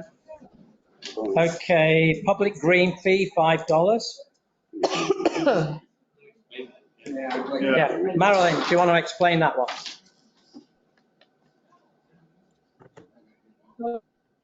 Marilyn? Yep, I will. So the $5 was a proposal. Can you hear me? Yeah, you're Can you hear breaking me? up a bit. Yep. Yeah, I don't know where the weak connection is. But Terry's got the proposal in front of him. You read it Can you out hear me first, Terry. Just bear with. Hold on, Marilyn. Terry's going to I'll read read that. it. All right, here's the background. In the past, rates from public play had a notional allocation of $2 that was set aside to fund member events. This practice was not appropriate and the funding was not transparent. Previous funding has been reconciled and the residual amount in the member account will be taken into income in 2022. Proposal. The golf committee would like to propose beginning October 1, it should be 2023, to increase. There's a miscommunication.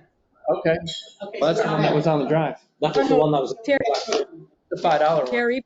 Marilyn, Terry? take your camera off so it'll help with the connection. Okay, Terry? Go Can you ahead. hear me? Yes. Okay, so what Terry just read was the proposal that came to the board last August 2022 when it was still supported by the golf committee that they wanted to set aside $5 from public play in order to assist with the beautification of the golf course. What we agreed to there was we still needed to get posted golf green fee because if you just took it out of the green fee and put $5 aside, you're effectively using the HOA green fee money for specific beautification. So we didn't think that was transparent. What happened was the way that the POS system was set up, it was coded as a gratuity, which was questioned by somebody on Facebook who was visiting the course maybe a month or 2 ago. And the view was that it wasn't good for our reputation to have a gratuity added on to a golf fee. Unfortunately, it wasn't coded as a resort fee or a service charge. So now what we are proposing is to get rid of that $5. We'll leave the beautification for either specific fundraisers or specific allocations of HOA money as as appropriate and approved by the board, but most importantly, it would be for special projects that beautification would come through the beautification committee and not out of the HOA. So in summary, we approved a $5 charge on public play for beautification last year. However, when it was coded into the system, it comes out as a gratuity. As a result of which, we've had a lot of complaints on public play saying, why are you charging me a gratuity for my public play? So what we've decided, what the proposal is to remove it altogether so we don't get that criticism going forward on the public play. So that's the proposal. So we're going to reduce the revenue. We're going to take that $5 off of the public play. Can we add because- the rates? Well, that's a whole different discussion in terms of the fee for public plays. Mark's got a question. So, Mark? Yeah. Can you come use the Come up here, microphone? Mark. Yeah, please. Little history on it. I mean, I was part of the golf committee when we did this. Can everybody hear me? It's for the TV. Okay. Last year, I mean, we've always had, back to the days, Chris Russell was here, Lennar was here. At that time, it was $3, $2 or $3, I don't remember what it was. And he kept a ledger, and that money at that time went in to help with events, prizes, and everything. Then we started the beautification and for the neighborhood beautification, and we increased it to $5 per public play. My question is, why get rid of it because it's a record-keeping deal? I mean, we call it a charge or a fee or whatever on the receipt instead of a gratuity. I mean, you know, that brings in money to help with the beautification of everything. I mean, why should we get rid of it? The issue was the word gratuity. Well, isn't that hard to change? I'm not saying, I'm not arguing it. I brought it to the board in the golf committee for this reason, because they were complaining on Facebook, on a Tampa Bay golf committee or whatever they are, a membership, that they were pissed off because we were charging $5 for gratuity. Again, I'm just bringing it to the attention because it's making us look bad. Well, They're in Tampa. On the receipt, that's easier. So Alan, the question is, can our point of sale system be recoded to identify this charge as a different type of fee? We'd have to reach out to Easy Suites to see what that would entail. That's what we need to do then. So rather than, I think that, are we leaning towards rather than getting rid of it altogether, is trying to get Easy Suites to reclassify it? Yes.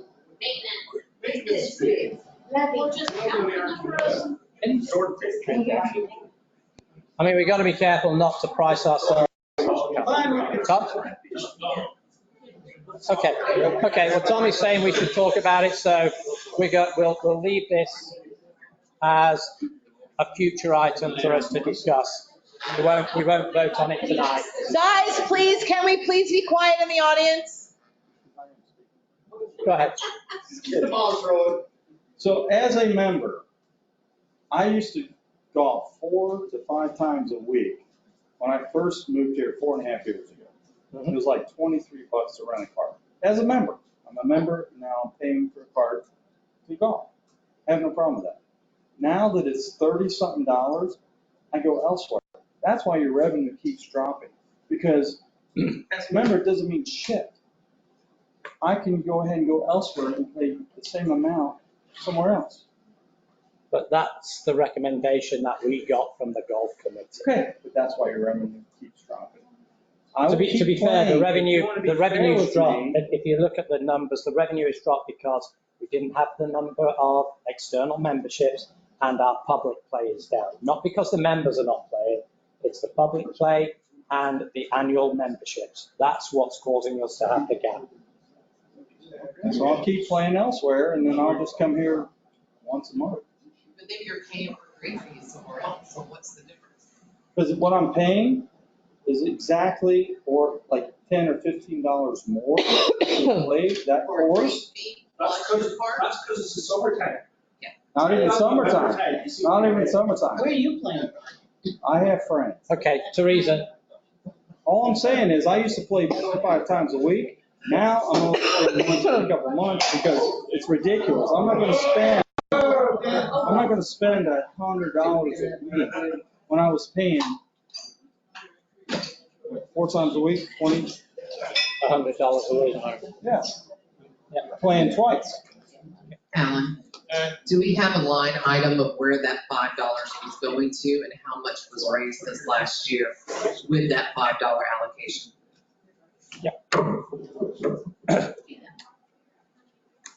Alan? Yes, sorry, just off mute. Yeah, we're in the process of reconciling it because it doesn't divide by $5 plus tax evenly, but we're cumulatively since last October around 15,000. That's it. That's it. $15,000 since last October. So about 12 months. Where has that money went to? Where's the money gone? Yes. That money is in, if it's not in the beautification account, it will be in the beautification account. I just. Yeah. Because that's what, I think it is in there, Alan, isn't it? No, it's currently sitting in the main operating account, but yes, we know once we reconcile the amount, we need to transfer that to the beautification account. The one question I have that maybe one of the golf committee members can answer is I thought originally the $5 fee was community enhancement and to be split between golf and now what I'll call plaza beautification.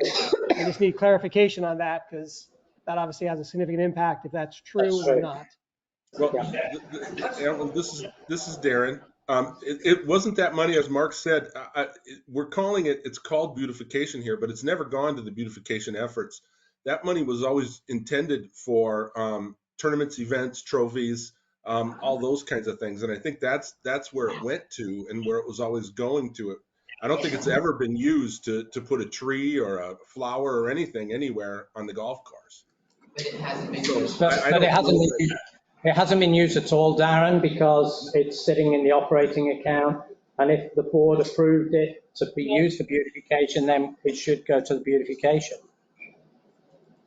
Okay. Yeah, if that's what it was, called back. Darren, to your point, I don't know if you can hear me. My internet is probably weak. Are you breaking up, Marilyn? I can hear you. I think my internet connection's not great. So it was meant to be community-wide. It was also meant to be something that was overseen by Ron Phillips as head of the education committee. And the reason it has not moved anywhere is because we're trying to reconcile what that number is, because the manual override, I think, in terms of, keying in an actual gratuity or resort fee or whatever you want to call it. So it may have not have been as consistently applied, and therefore we can't necessarily figure out it straight up as a reconciliation. Okay. All right. So we're gonna put that on the agenda for next month once we figure out whether Easy Suites can reclassify the $5. We have one more comment. Okay, so let's move on to. Right here. Oh, sorry. Put my glasses on. I can see better. Can you just come use the microphone? Yeah, sure. So just to kind of piggyback on what she was explaining, I think what might help alleviate some concerns and also might help kind of route questions in the future. What would it take for us to get, I'm a finance person, my background, I'm in aerospace, and I know full well operating procedures, operating income, cash flow.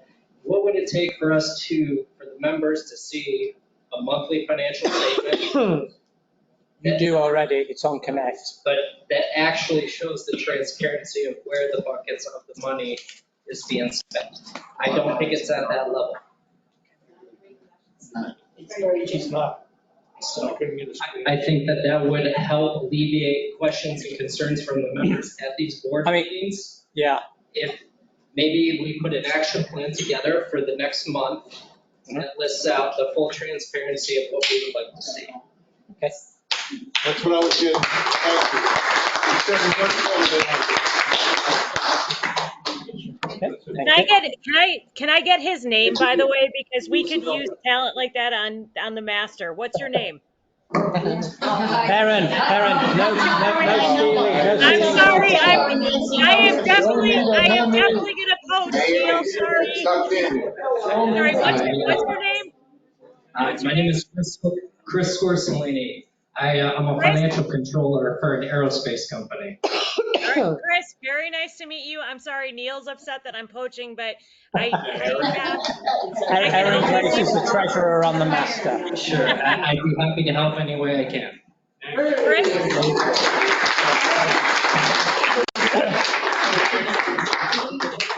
Chris, my name is, sorry, Neil. Chris, my name is Aaron Grace. Do me a favor. Can you reach out to me on Facebook?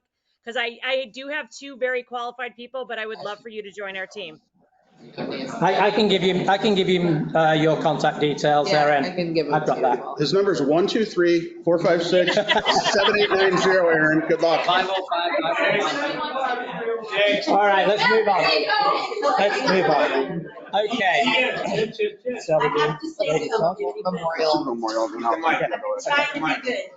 Well, hold on a minute. We have 30 minutes at the end. Got to get through the agenda first. Let's get through the last few points. Okay, so next agenda item is the memorial to Brady Todd.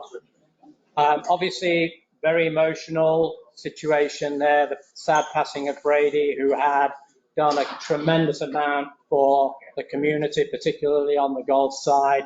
We all recognize his contribution to the community. And the suggestion has been made that we name a portion of the golf cart by hole 6 in memory, in a memorial to Brady Todd. I think it's not a question of whether we do it or don't do it. For me, and I think the board has kind of tossed this around, it's in terms of how do we get to a process of going through this, because we're going to lose other friends and family, we're going to lose other people in the community who are also contributing to the community. So how do we agree on a process of who we recognize and who we don't recognize? We have a memorial garden now down at the golf club. Is that where we should be doing it? Should we have a plaque in the golf club to memorize people, to memorialize people? I don't know the answer. I welcome people's comments on what they think should be the right approach to this, because it is very sensitive and it's an emotional situation. So we want to make sure that we're doing the right thing in terms of how that should be dealt with. Can I just say one thing? Of course you can. Campbell, you were the one who proposed this, so I'd welcome your comments. You always yell at us about coming up to the microphone. It was really proposed as from other members of the community. The reason I chose hole number 6 was Brady was an advocate for health and safety. There have been a couple of times where members have nearly been hit because they hadn't cleared that part of the green too quick, and other players have played. So Brady was instrumental in getting that second area of card path. I love that. I do love that. Put down that side. That's the only reason I suggested we name it Brady. And I don't think we have any objections to the overall concept. It's really about, the process of dealing with this going forward, to make sure that, does this one warrant it, but that one doesn't? How do we differentiate between who does it and doesn't? Additionally, Neil, additionally, I would be interested in, what's the size of the sign? Is it a plaque? Is it a little marker raised up like at 18 inches? Is it, in that sort of garden area by the turn on 6? I think like we have for any other proposal, we need more information as to, what it's going to look like, I'll say aesthetically, within the golf course. It would be slightly smaller than the sign at hole 13 as you're coming up. So that sign that was put up at Cyrone Curve, it would be smaller than that. It would be more like a street sign. Right. an actual street sign. I think if we could have an, signs we have on the course. an example of it, and I know it's going to be paid for by an anonymous donor, which we're grateful for, but I think our question is around the process going forward. Who do we recognize, who do we not recognize, and how do we differentiate? That's all we need to put in place. Something And again, we're talking about this situation, so now you have the right to say yay or nay. And when the next one comes up, you have the right to say yay or nay. But I don't think it's fair for the board to have to do that every time. I think there should be a defined process in place for us to be able to point to, rather than us making a decision of, do we know somebody, do we not know somebody? Never gonna happen. I thought, Teresa. I know my husband's been filming for the solid waste. I actually thought that the memorial garden was why we did this. Because the Terry Siron curve was in fun. It was sort of in jest because of what had happened. But memorial, if my husband dies tomorrow in a car accident, no, I'm just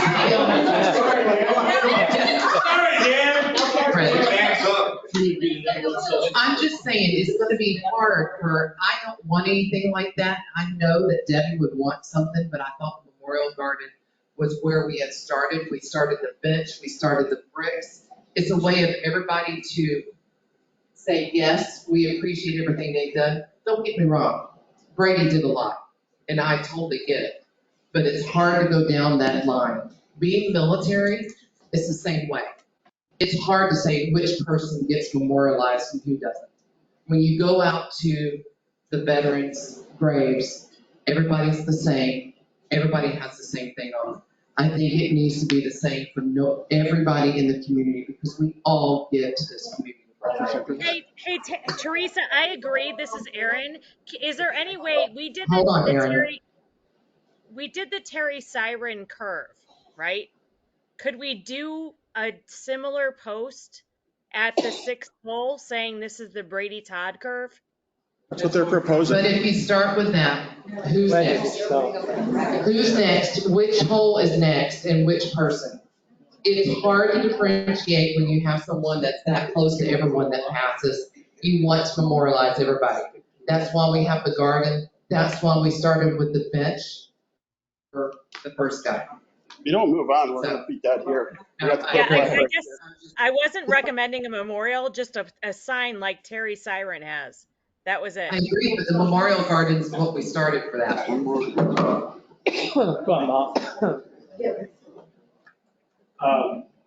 I just want to say that I was chairman of the golf committee. Brady was vice chairman of the golf committee. Brady was very instrumental in everything. I think that's the big difference here. Yes. I don't think we're disputing, his contribution. It's how we recognize that. But I think that it's got to go a case by case. You can't throw everything into a bowl and call it all the same.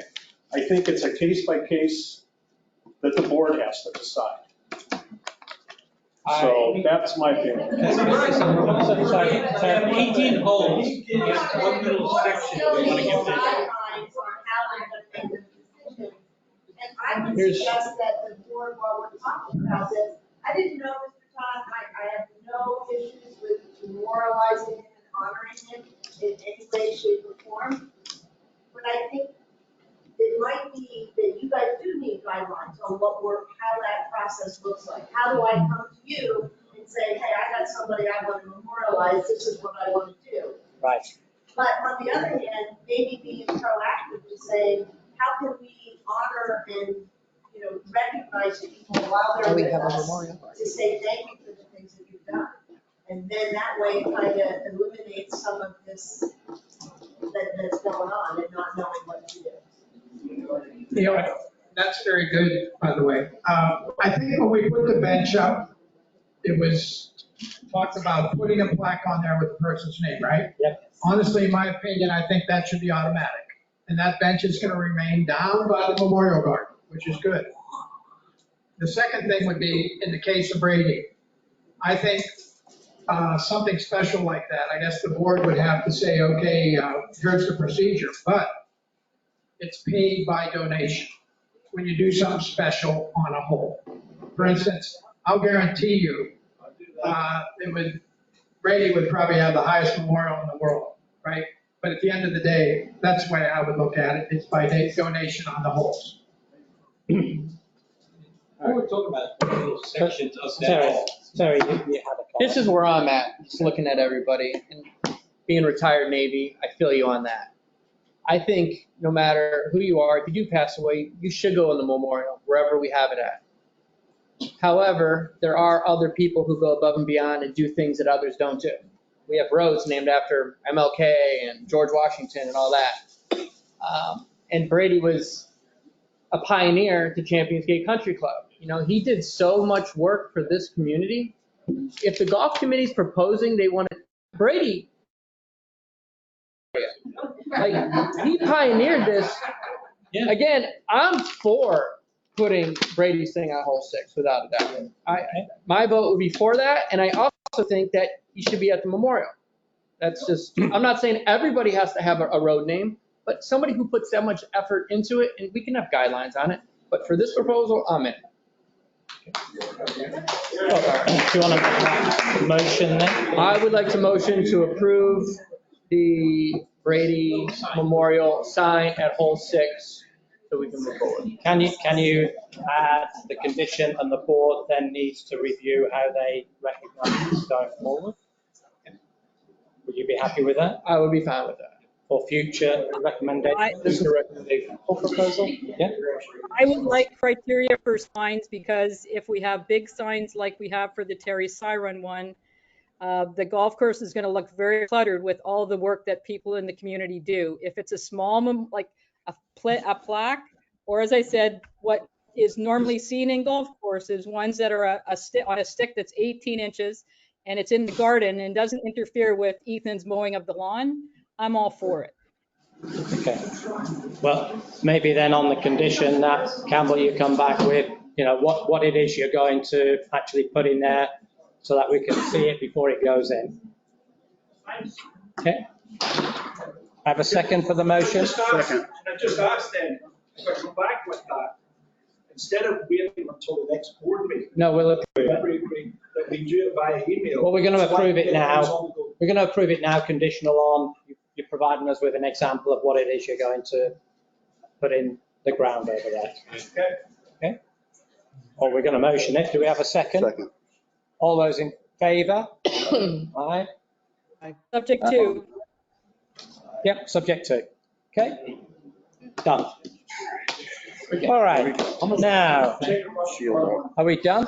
No. You wish. All right. We have the last proposal, which is a proposal for the golf public play. Friday to Sunday, one time each month will be open for public play. As I mentioned at the outset, we do have a cash flow issue. We're looking, it's not just here, but it's now.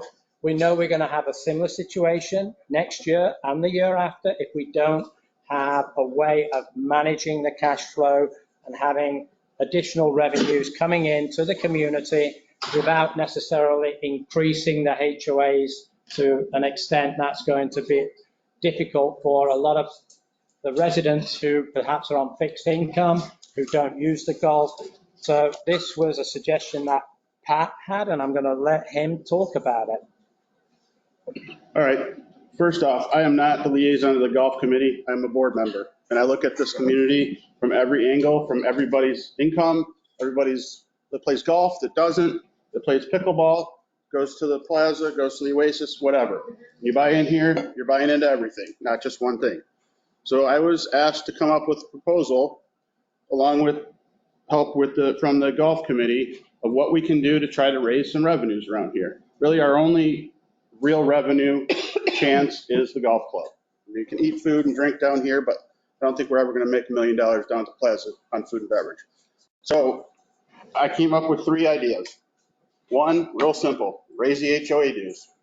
Not everyone's going to like that. Some people are, But again, I'm looking at this from everywhere. Number two, I said I did 20 hours of comparison work to different clubs within Central Florida and even outside of Central Florida going to the coast.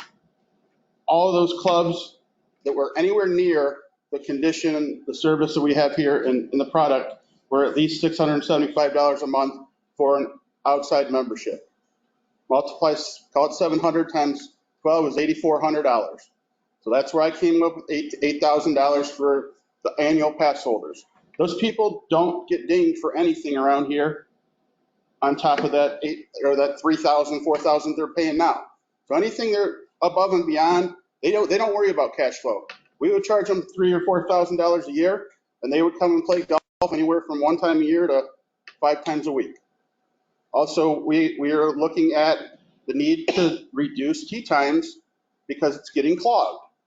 So I said, all right, well, you're going to take what I would call the bottom feeders out on that annual pass holder side because they're not going to want to pay $8,000 when they've been paying $3,500.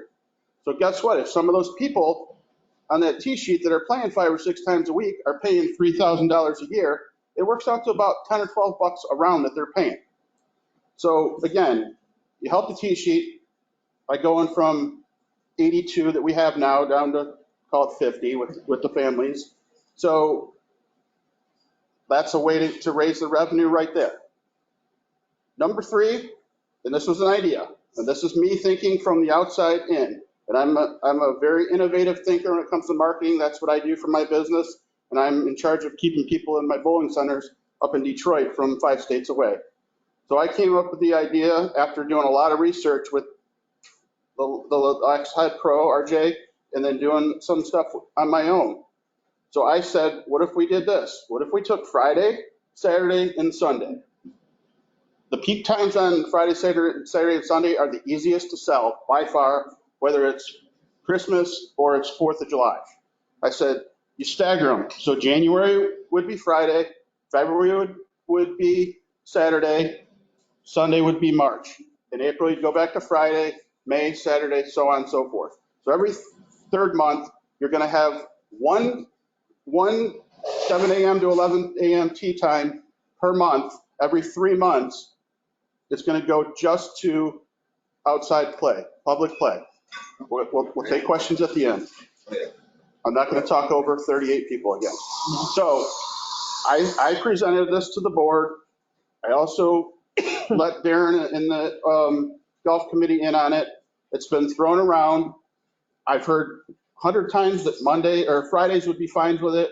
I've heard that there's rumblings on Saturdays with the Saturday game that has 60 tee spots or tee times, and I haven't heard anything on Sunday. Again, I figured this out at 150 or 160 bucks a round, which is the average between the fall, winter, spring, and summer.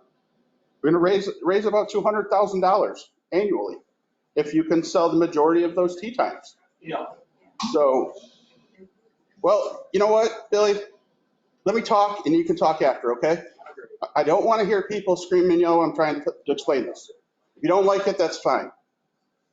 Anyway, so this is an idea. The word proposal on this agenda obviously stirred up everybody, and it ended up on social media, and nobody knew anything that was going on, and they assumed. So again, this is an idea to raise revenue.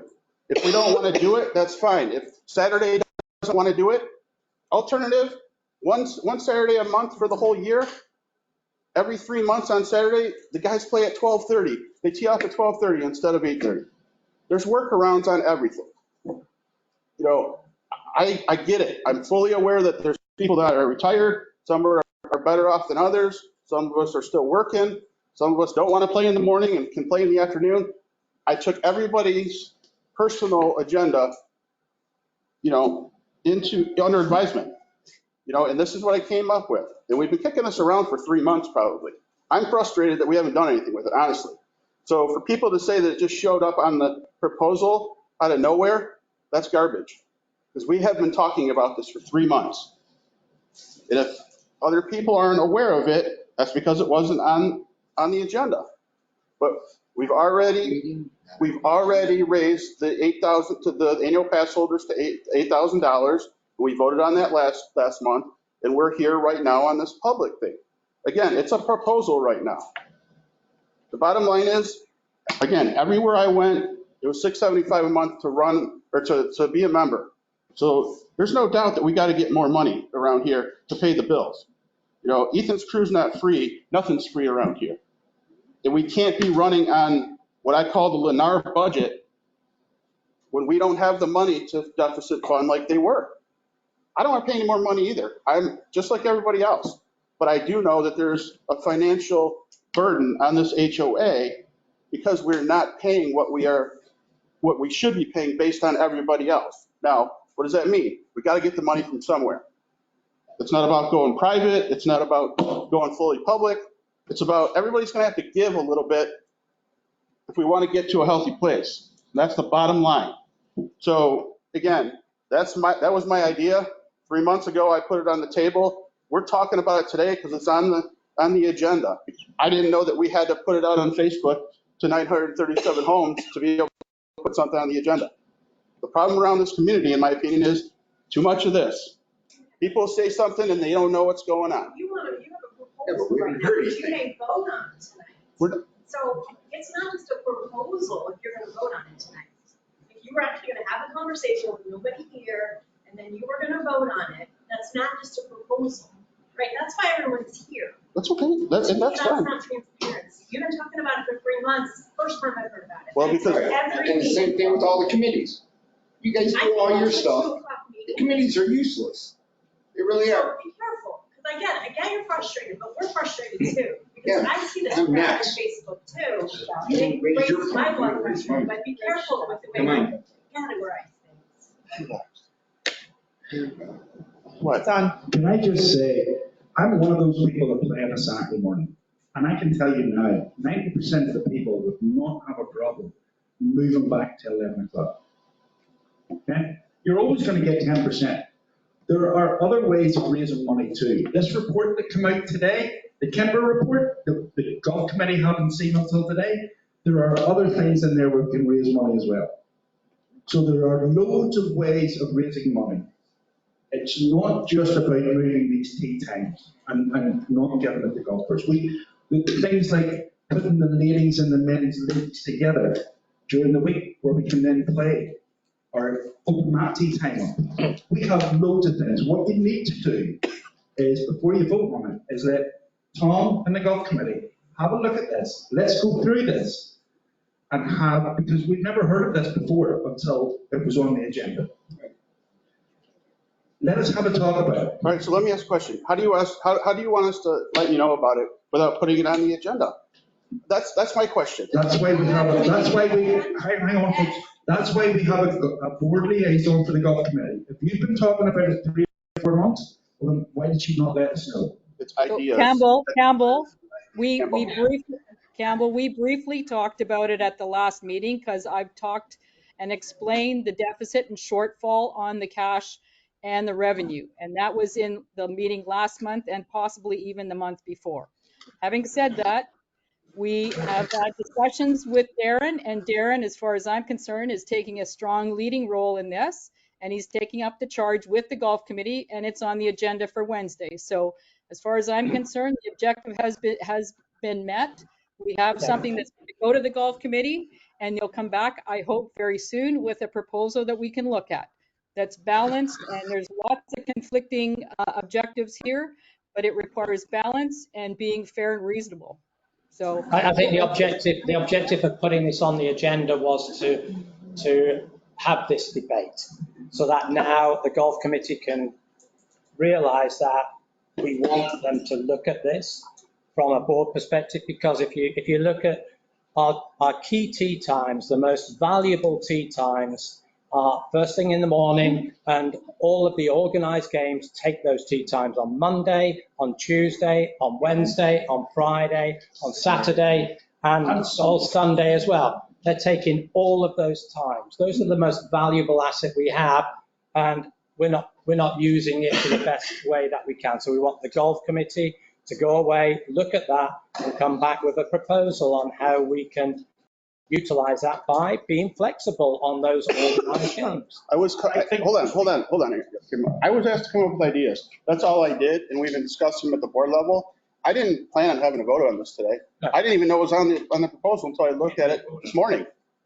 But here's the thing, Todd, because it's on there, everybody here thought you were gonna have a vote on it. That's the whole problem. Which is what generated the interest, what's generated the biggest attendance we've had at a board meeting, because it's a very sensitive topic. And that's what we want. We want a debate about it, which we've had. Now the golf committee can go away, understand where the board is coming from, come back with some proposals. And they will, but don't scaremonger them.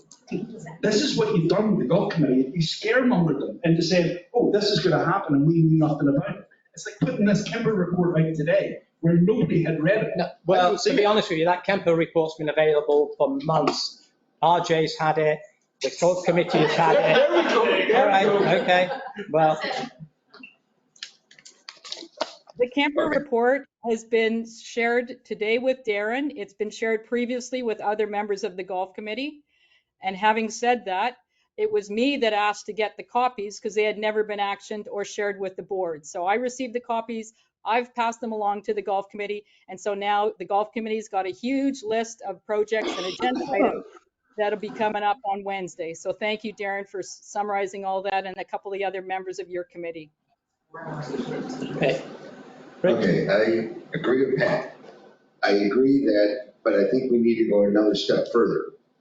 My opinion is we need to give, if you're on vacation and you want to golf here, you don't look at once a month on a Friday or a Saturday. You look at, okay, I want to play this course because I'm only here for a week. Why can't we do 1 to 2 days per week that's only for outside golf in the morning? And then if it doesn't sell 48 hours ahead of time, then you put it out to the public. We already do. Thursday is public play only. Thursday is From already 7 o'clock public. in the morning? Yes. Okay, Yes. and then, again, we don't know that. But can we get maybe a weekend day that is also That's what I'm proposing. That's what he's Not proposing. just one day once a month, every single week. I said, if I'm on vacation, I like to plan my vacation ahead of time. And then knowing that I can go up here on a Tuesday, a Sunday, whatever. It's all about managing those tee times, which Tom has got some great ideas about, working with the golf committee, looking at the arranged games, and coming up with a strategy that will help maximize public play revenue, but at the same time, balance it with what the members want in terms of their availability to play. Right. And that's what we're asking for the golf committee to work with Tom to come up with. But again, the scary part was that it came up on the agenda. I know. And I thought it was going to be voted on. Can I say something as a non-golfer? As a non-golfer. I am definitely not a golfer. No, I've been doing it for a year, do not call myself a golfer. Yes, Nancy. My concern is what we are looking to do here is to put it out to public play. We have no marketing strategy at this point. We need to have a marketing plan. How are we going to draw in people to get them here to golf? Not to have more owners book tee times where we don't pay. And that's exactly what Pat has been mentioning. To go with this, we need a marketing plan, which Tom and the golf committee need to come up with a marketing plan as well. To make sure that and there should be penalties for those people who book a tee time and don't show. And I just have a question on that 8,000. How many outside members, the associate members, did we have last year? 82 or 83. I like to see. That equated to over 100 golfers. Marilyn, I'm speaking right now. When you increase it that much, how much are we going to lose in revenue by reducing that number? Again, we took the. We don't know. We don't. We took the golf committee's recommendation that they are committed to getting that number. If we don't, then we've got a gap. Right. The number of pass holders that we will have in 2024 to bring in the same amount of revenue will be half of what we have this year. We only need half. We're cutting it in half, and we'll have the same amount of revenue. And the amount of the golf fees are market priced. This is we have been undercharging in this in our golf course for years and years and years. So I guess Nancy, Darren, I think Nancy's question is, how are we marketing that to make sure we get those 50 We're working on that marketing memberships? plan. Yep, we're working on that marketing plan right now. A big thing is, as I mentioned earlier, if you look at go take a look at our Championsgate Country Club website. I'm sorry, not the website, the social media sites, Instagram and Facebook. You will see that there hasn't been posts on there for years. We need to bring those up to speed, and we need to let people know that we're active. We need to be out there in the public. We haven't gone out and publicly advertised for these memberships nearly what we need to. And we've reached out to TJ on that, Darren, because TJ is still the administrator, we believe, on that Facebook page. He's now been re-employed by Icon, so First Services have reached out to TJ to get those admin rights so that we can then control that Facebook page. Yeah, so there's a lot of things that we need to do, but we realize that, long story short, we realize that there needs to be some marketing outside of our community, right? And not just word of mouth. And we're planned to, and we're prepared to do that. Okay, hey, Neil, Neil, can I just say one thing? Yeah, I just want to say one thing. Because I don't pay trail fee. I pay as I go because we weren't, permanent residents here. What I will say is this, and you tipped on it, and I just want to make sure that this is definitely a viable option and it's a good control, which is there should be a penalty for people who cancel late, and there should be a penalty for people who no show. And so you don't get a right as a member to not show up because you paid your trail fee. It's not fair because you're taking somebody else's tee time. And I'm going to tell you, I can't get a tee time sometimes, and I'm a paying member. So I'm just saying that will bring in additional revenue to this whole process. I agree. Yeah. So I'm Dan Moran, and I'm on the golf committee with Jared and Campbell and things. And that is one of the things that we are working on, is if you have a tee time and you don't show up as a member, a homeowner, either a trail fee or otherwise, and you don't show up, you're going to pay. We're recommending you pay the prevailing rate. Prevailing rate. Yes. Prevailing rate. So if it's in January, February, March, you might be paying $169, and it'll just go on your card on file. That's what we're recommending, because you're taking away revenue that we could have earned. So back on my point, Pat, thank you very much for proposing this. I mean, there was a lot of confusion, and that's why everybody got here, because I thought that we were going to use one weekend every month for outside play. So and that would definitely affect our ability to sell to the pass holders at an increased rate if we took a quarter of the available golf. Another thing the golf committee is going to have to look at is that as we're trying to do this, we have to make sure that we look at the folks that work. The only days that they can golf is on the weekend.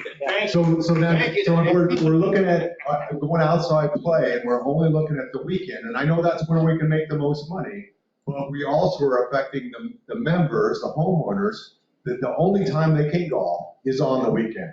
But if the one big confusion mark, and you specified, and we'll take it back in the golf committee, is that we're not blocking the whole day. So that just means that we can move our games and our ability to golf. And in the wintertime, I can tell you right now, I'm not a cold weather golfer. I would not mind golfing at 11 o'clock in January when it's only 39 degrees. So thank you very much, Pat. I appreciate it. And I'm glad that everybody showed up because they're concerned about their golf. Everybody loves to golf. So thank you, Pat. Thanks, Dan. Hey, and We have one- just? Sorry, Can we I have just somebody else. Peter, Just a hold on. second, Peter. Go ahead. Sorry. It should be on. Can you hear me? Yes. Okay, hi, I'm Linda Carnavale. I'm not a golfer, but I am a fundraiser and I know how to raise money.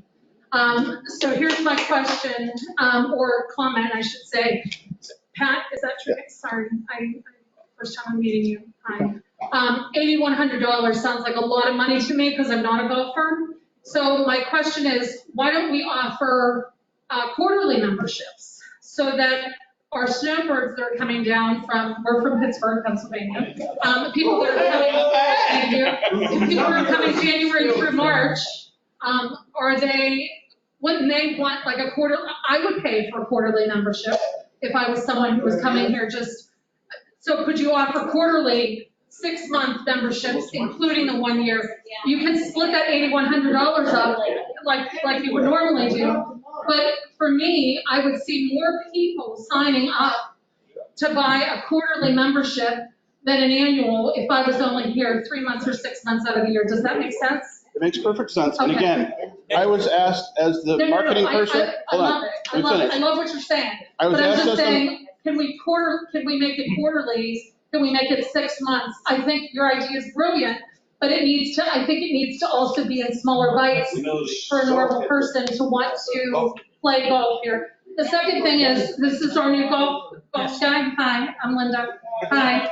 So, back home, we do a lot of fundraisers. We have probably as many golf courses as you all have down here in Florida. So we do a lot of fundraisers on golf courses. When those people come into the golf course to play for a fundraiser, for Make-A-Wish, for Give Kids the World, or whatever that might be, wouldn't it be great if we could offer some kind of an incentive to those people who are coming here for that day to play the course? Hey, if you join now, you get a 10% discount on a membership. You could do something like that. In addition, I feel that our community should be going after all of these charitable organizations because they're always looking for a place to hold an event. They plan it 1 year in advance. We would fill up our calendar with all of these people, and they would take every Monday or whatever day you're going to use for these type of events. But it's not just about bringing 130 people to the golf course, because I've done that in numerous cases, and we raised $60,000 to $80,000 for the charity I was doing it for.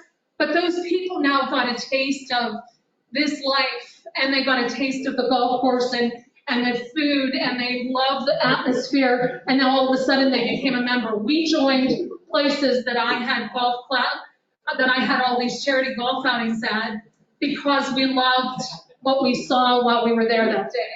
So I think you'll get a lot more members that way. And the last thing I'm going to say is there's something called an Every Door Direct.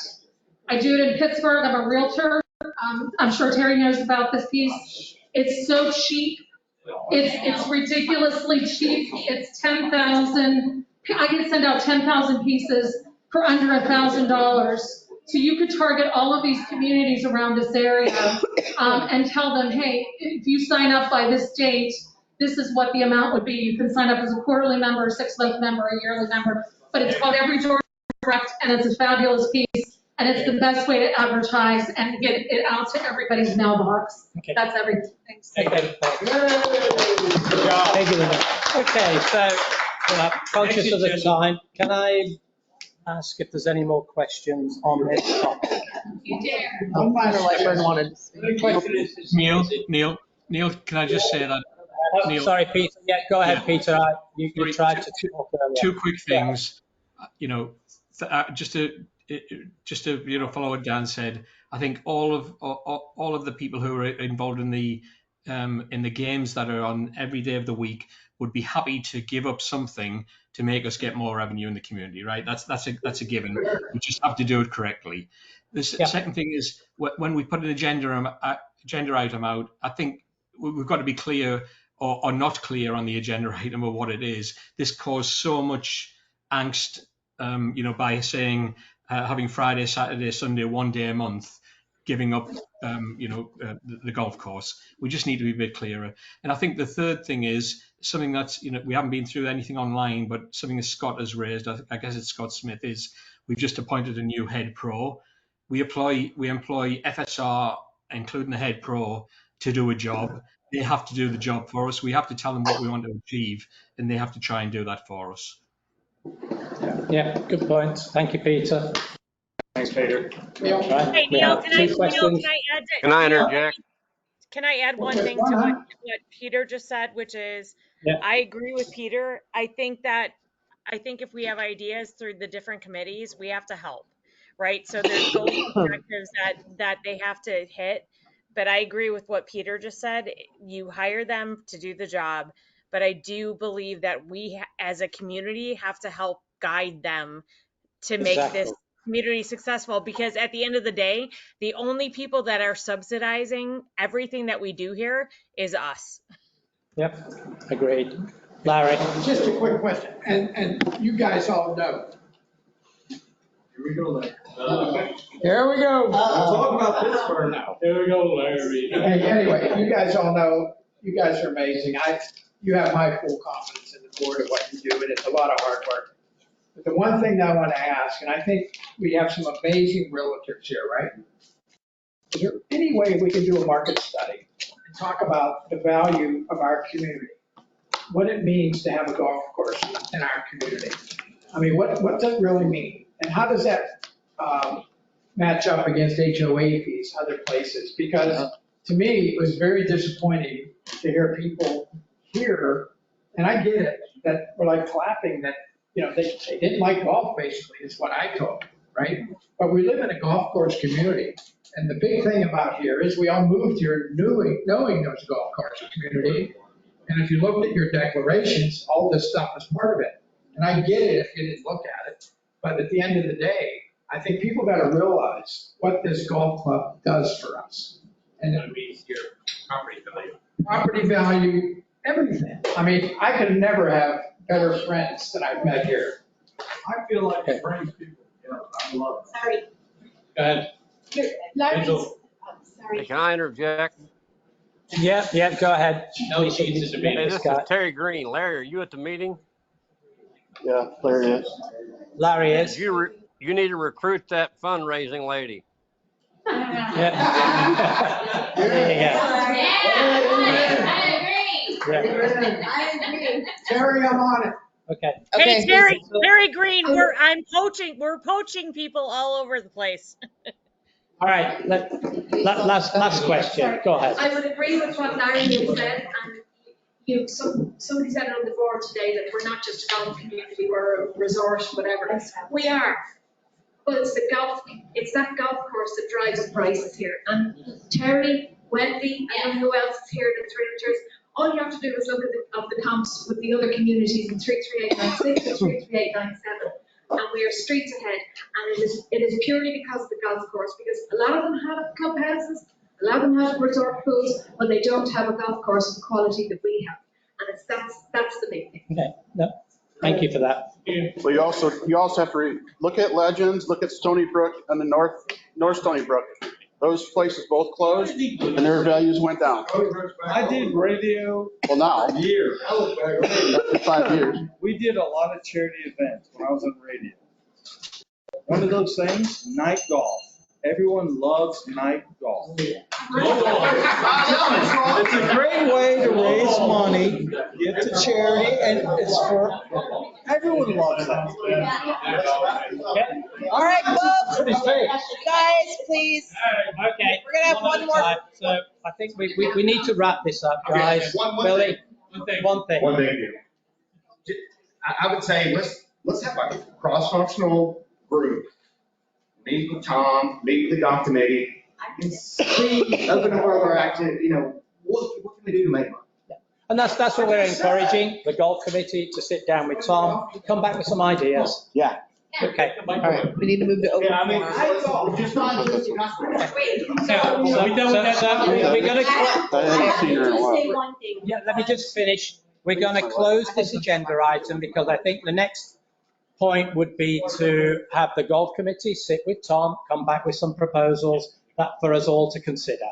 So I will then open it up for anything else that people want to talk about. You're up to I've been very, You have, I've been Rob. very quiet, Go on. haven't I been very quiet? You have. Yep. Okay. Use the microphone. So, It's on. okay. So I'm on the finance It's not committee. on, it's not on. Hang on. I don't have my glasses, so I can't see. Thank you. So I'm on the finance committee. Yes. I volunteer for the finance. I volunteer for the villa committee. Okay. Now the budget is done, or No, the it's not. budget is in the process, but I haven't seen anything. No, we are. And neither has Teresa. We And so well, we're a I'll let little Alan- disappointed I will let that, Alan- Alan, I'm very disappointed that none of us have been contacted to, you asked for volunteers and we volunteered. We put it out there. I said, I'm going to be home in Connecticut, but I'm always available on the internet and be able to do that. So I know. it's not a problem. And I know Alan is very busy and I know there's a lot of stuff, but we'd like to be involved. Okay. If we Alan, volunteer and you ask for volunteers and we're all volunteering, then we should be involved. Alan, I'll ask you to respond on that one. Yep, no, and Robin, that's on me. I mean, one of the challenges is bandwidth, not only myself, but with First Service. And after we had some of our initial meetings, they were just swamped until they hired a controller. So, but yeah, I will re-engage with No, the but finance committee. we can have the accounting, we can have everything put out to us so that this way we can see it and we can put our input and help in any way we can. Yep. Okay, and then the other thing is that if we need a quote or we need to quote, she raised all this money, I wasn't here, but she raised all that money. So how much is it that she needs the quote for? Like if she buys a wet vac, I mean, that's under 100. Does she need a I quote for see what you that? mean. Or does it have to be over 100 that you need quotes for, that it takes her to get that? And that's my question, Yeah. I don't think we have a threshold, really. Yeah, I mean, Sorry, Alan, I cut you off there. the Florida statutes are very liberal. Technically, you don't need anything that's under 10% of your operating budget. So on a $10 million, we don't have to go out for quotes over $1 million. That said, we obviously have a much different threshold. And we generally are looking for anything that's over, I think we had previously established like 2,500, where we need to get multiple quotes. Now, sometimes we've gone actually below that if we think that there's either price gouging or something that is just not reasonable, or we just don't know, right? So it's the first time we're doing something and we just want to have multiple data points. But Robin, think about 2,500 is kind of in the ballpark of where we would go out for, at least Anything two, over if not three quotes. right, but if they raised 1,800, they should be able to, anything under 100 should be able to be purchased. Right, but that's what they did. They didn't get, so for all of the things like today that were purchased, that were approved for the beautification account, they didn't get proposals. They got one quote for each item and it just got approved. So they didn't go out and bid those items. They didn't get 3 shop They back don't bids. have to. Right, because it's minimal cost. Yeah, exactly. But it has to wait till the next It still meeting needs to to be, approve, it even still though needs, they raised the money. yes, it still needs to be approved by the board. Community money. Okay. It's community money, so as a representatives for the community, as board, we need to see that it's being spent appropriately. Well, I understand, but I just wanted to clarify because I know it's been going on for months and they've been waiting. It's approved. Okay. Fred? Quick one. Yeah. We no longer have a general manager. We're one assistant pro short at the golf course. Are we getting a rebate back from First Services? Well, we pay First Services a salary, the payroll, so they're not on the payroll, so we're not paying that payroll. Okay, so we are getting money back. We're not physically getting money back, we're just not paying for those positions. Okay. As long as we're not paying for something we're not getting. No, we're not. Okay. Gene. Kind of a follow-up. On the issue with the ceiling fans? Yes. Do we know that there is an electrical problem stopping them from working?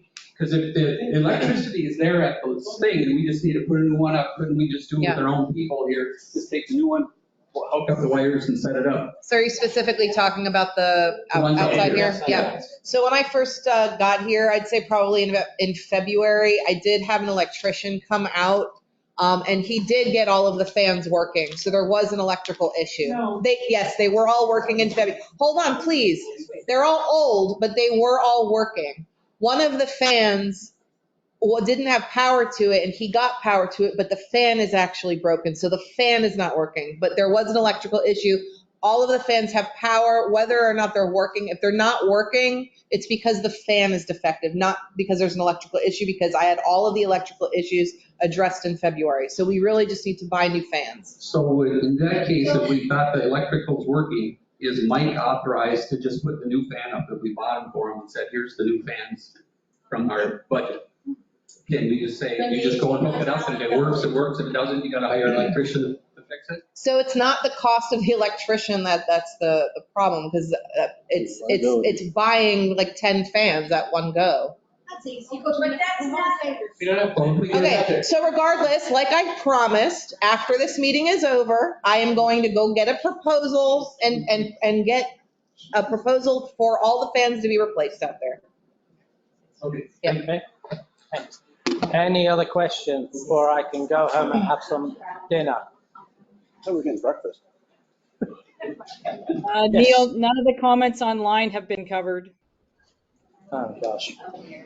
Hold on, Marilyn. Can you just clarify, because I thought I heard Darren say that we are still going to talk about the members cart fee if you don't purchase a trail fee? Right, last month we tabled it, it was $50 per round. Oh, yes, that needs to be addressed. And it's going to be Yes, addressed in a board meeting, it's not going to be approved on the side. No, that needs to be addressed at the golf committee meeting. Right, he No. said he's going to address it, and then he's going to bring it to the board, but that's going to be through an official meeting, not. Yeah. Yes. Never a We don't side do deal. side There's no deals. side deal. There will never be a side deal, not while I'm chair. No, there'll be no side deals. No. We were working on that with RJ. RJ left. We're now working on it. We're going to work with it on Tom this week and in the meeting on Wednesday, and we will come with a revision on that, and it'll be brought to the board.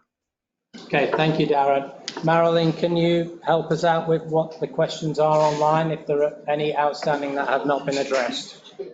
There was a question about the audited financial statements, and there was a meeting today on that, so that should be covered off shortly. Yep. There's a comment about would it be helpful to do a 6-month benefit for snowbirds versus paying a whole year? That would be on the golf side. That's also been addressed and by the golf committee. There is a half-year trail fee. There is not a half-year annual membership, but there is a half-year trail fee. Possible to add a drink snack cart out on the course to generate revenue. I believe the new beverage cart is close to being ordered.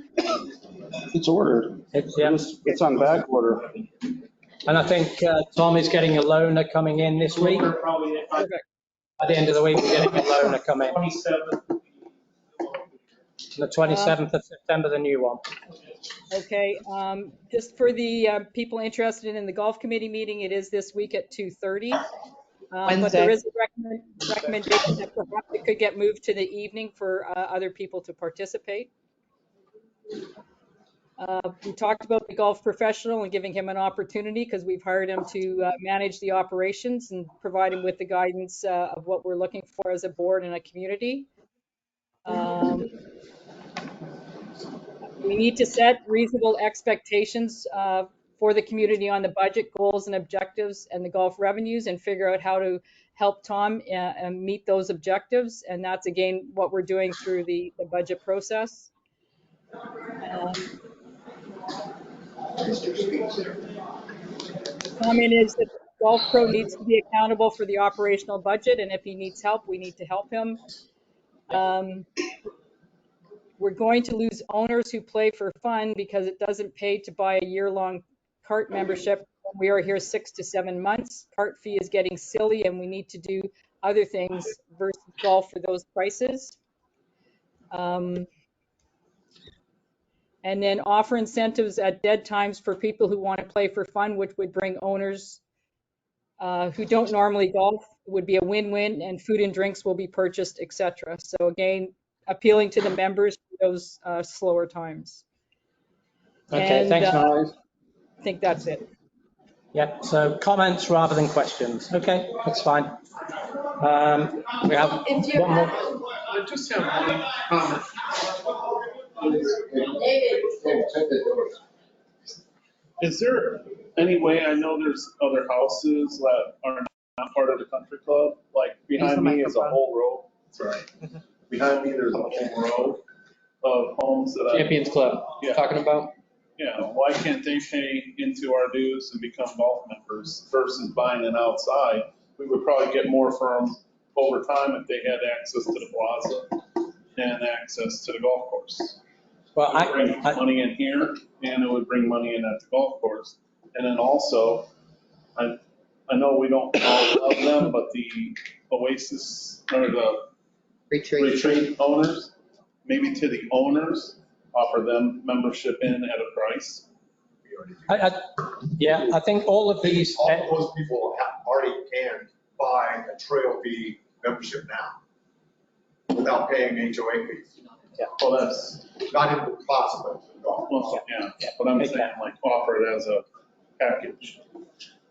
The challenge we have with that in terms of offering the plaza is a private members club for country club residents only, and that's dictated in the governing documents. We'd have to change. We can look as a board to open it up for additional homeowners and additional residents, and that's the membership question that we've been working with the attorneys on in terms of how do we manage that. I have another question, if I may. Yes. Okay. On Mondays, I know we're closed here in the plaza, but go ahead. We had 20 women here today doing water aerobics that would have stayed for lunch. So, okay. And I've asked this question before, what is the savings of having the plaza closed on Mondays instead of Tuesdays when we don't have aerobics? Because now we have aerobics Monday, Wednesday, Fridays, and the women are more than happy to stay here and drink and eat. Yeah, it's a is there, do we have the financial analysis to tell us? We do, which is why we made the decision to close on a Monday, because we were taking less than $50 and we were paying the staff more than that, significantly more than that, for the chefs and the bar staff to be open. And Well, maybe during the summer when nobody's here, but now that all the snowbirds are back. Yeah. And, I'm one of them, even though I'm here. And that's Larry's gone, but the Food and Beverage Committee need to consider that. Okay. Larry's in the bathroom. Okay. Are we ready to adjourn? I hope so. Any other questions before we adjourn? I just have one quick idea to throw out. I've been up to the golf committee, but I won't be there probably because of another meeting. But is there any freedom for the golf pro to sell any unused tee times at a certain point before 11 o'clock? Because like we've been seeing like gaps of like 4 tee times between us and at 8 o'clock and 7 o'clock that aren't. I don't think there are no shows. It looks like there are gaps on the schedule. At the moment, public plays from 11 till 2. That's what I thought. But yeah, I think we should, that's something point, that the golf, 48 hours. apart from Thursdays when it's all day. Right.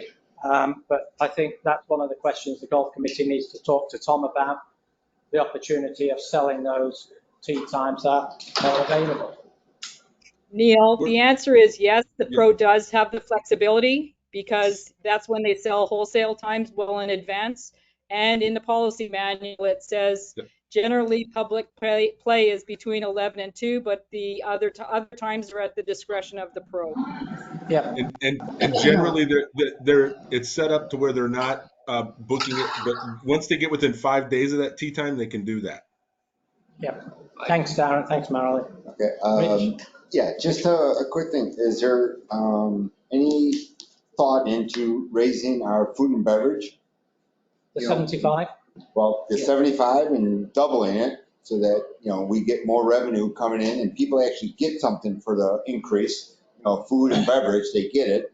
Again, just a suggestion. We have debated because it's an administrative challenge because at the moment the 75 is for food and drinks, but it doesn't cover the gratuity and the tax. So each month there has to be a charge go through for the gratuity and tax. So there has been a debate within, the board about should we increase that 75 to 100 so that it covers everything and we don't have that administration.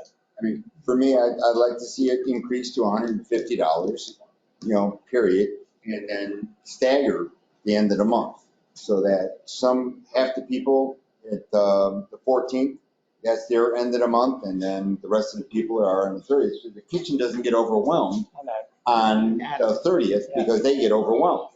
I mean, again, it just, at least people will get something for their money if you increase the food and beverage. I think So that's Rich, something that Rich, I think that's for the new. So I think that's on the agenda item for the new POS system that we can, when that gets implemented, we can do all of that sort of thing if the board want to do it. That's a good point, Peter. Thank you. Yep, thanks, Rick. Okay, any other questions? We appreciate all the work. We know it's a lot of work. I know it's a lot of work. Yeah, guys, you guys do a hard job and you guys do a great job.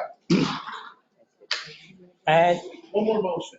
You guys get a gavel so that when other people start talking over you and the people, we can all hear you because I heard it got so raucous at times. I think people are just passionate about it. And I don't, that's not a bad thing. Maybe you need to put it's not a bad burner on the agenda every time so we get. Also, we need a better speaker system that attaches to your internet. Okay, let's have a motion to adjourn at 8:45. Second, all those in favour? Aye. Thank you. Thank you, everybody. Thank you.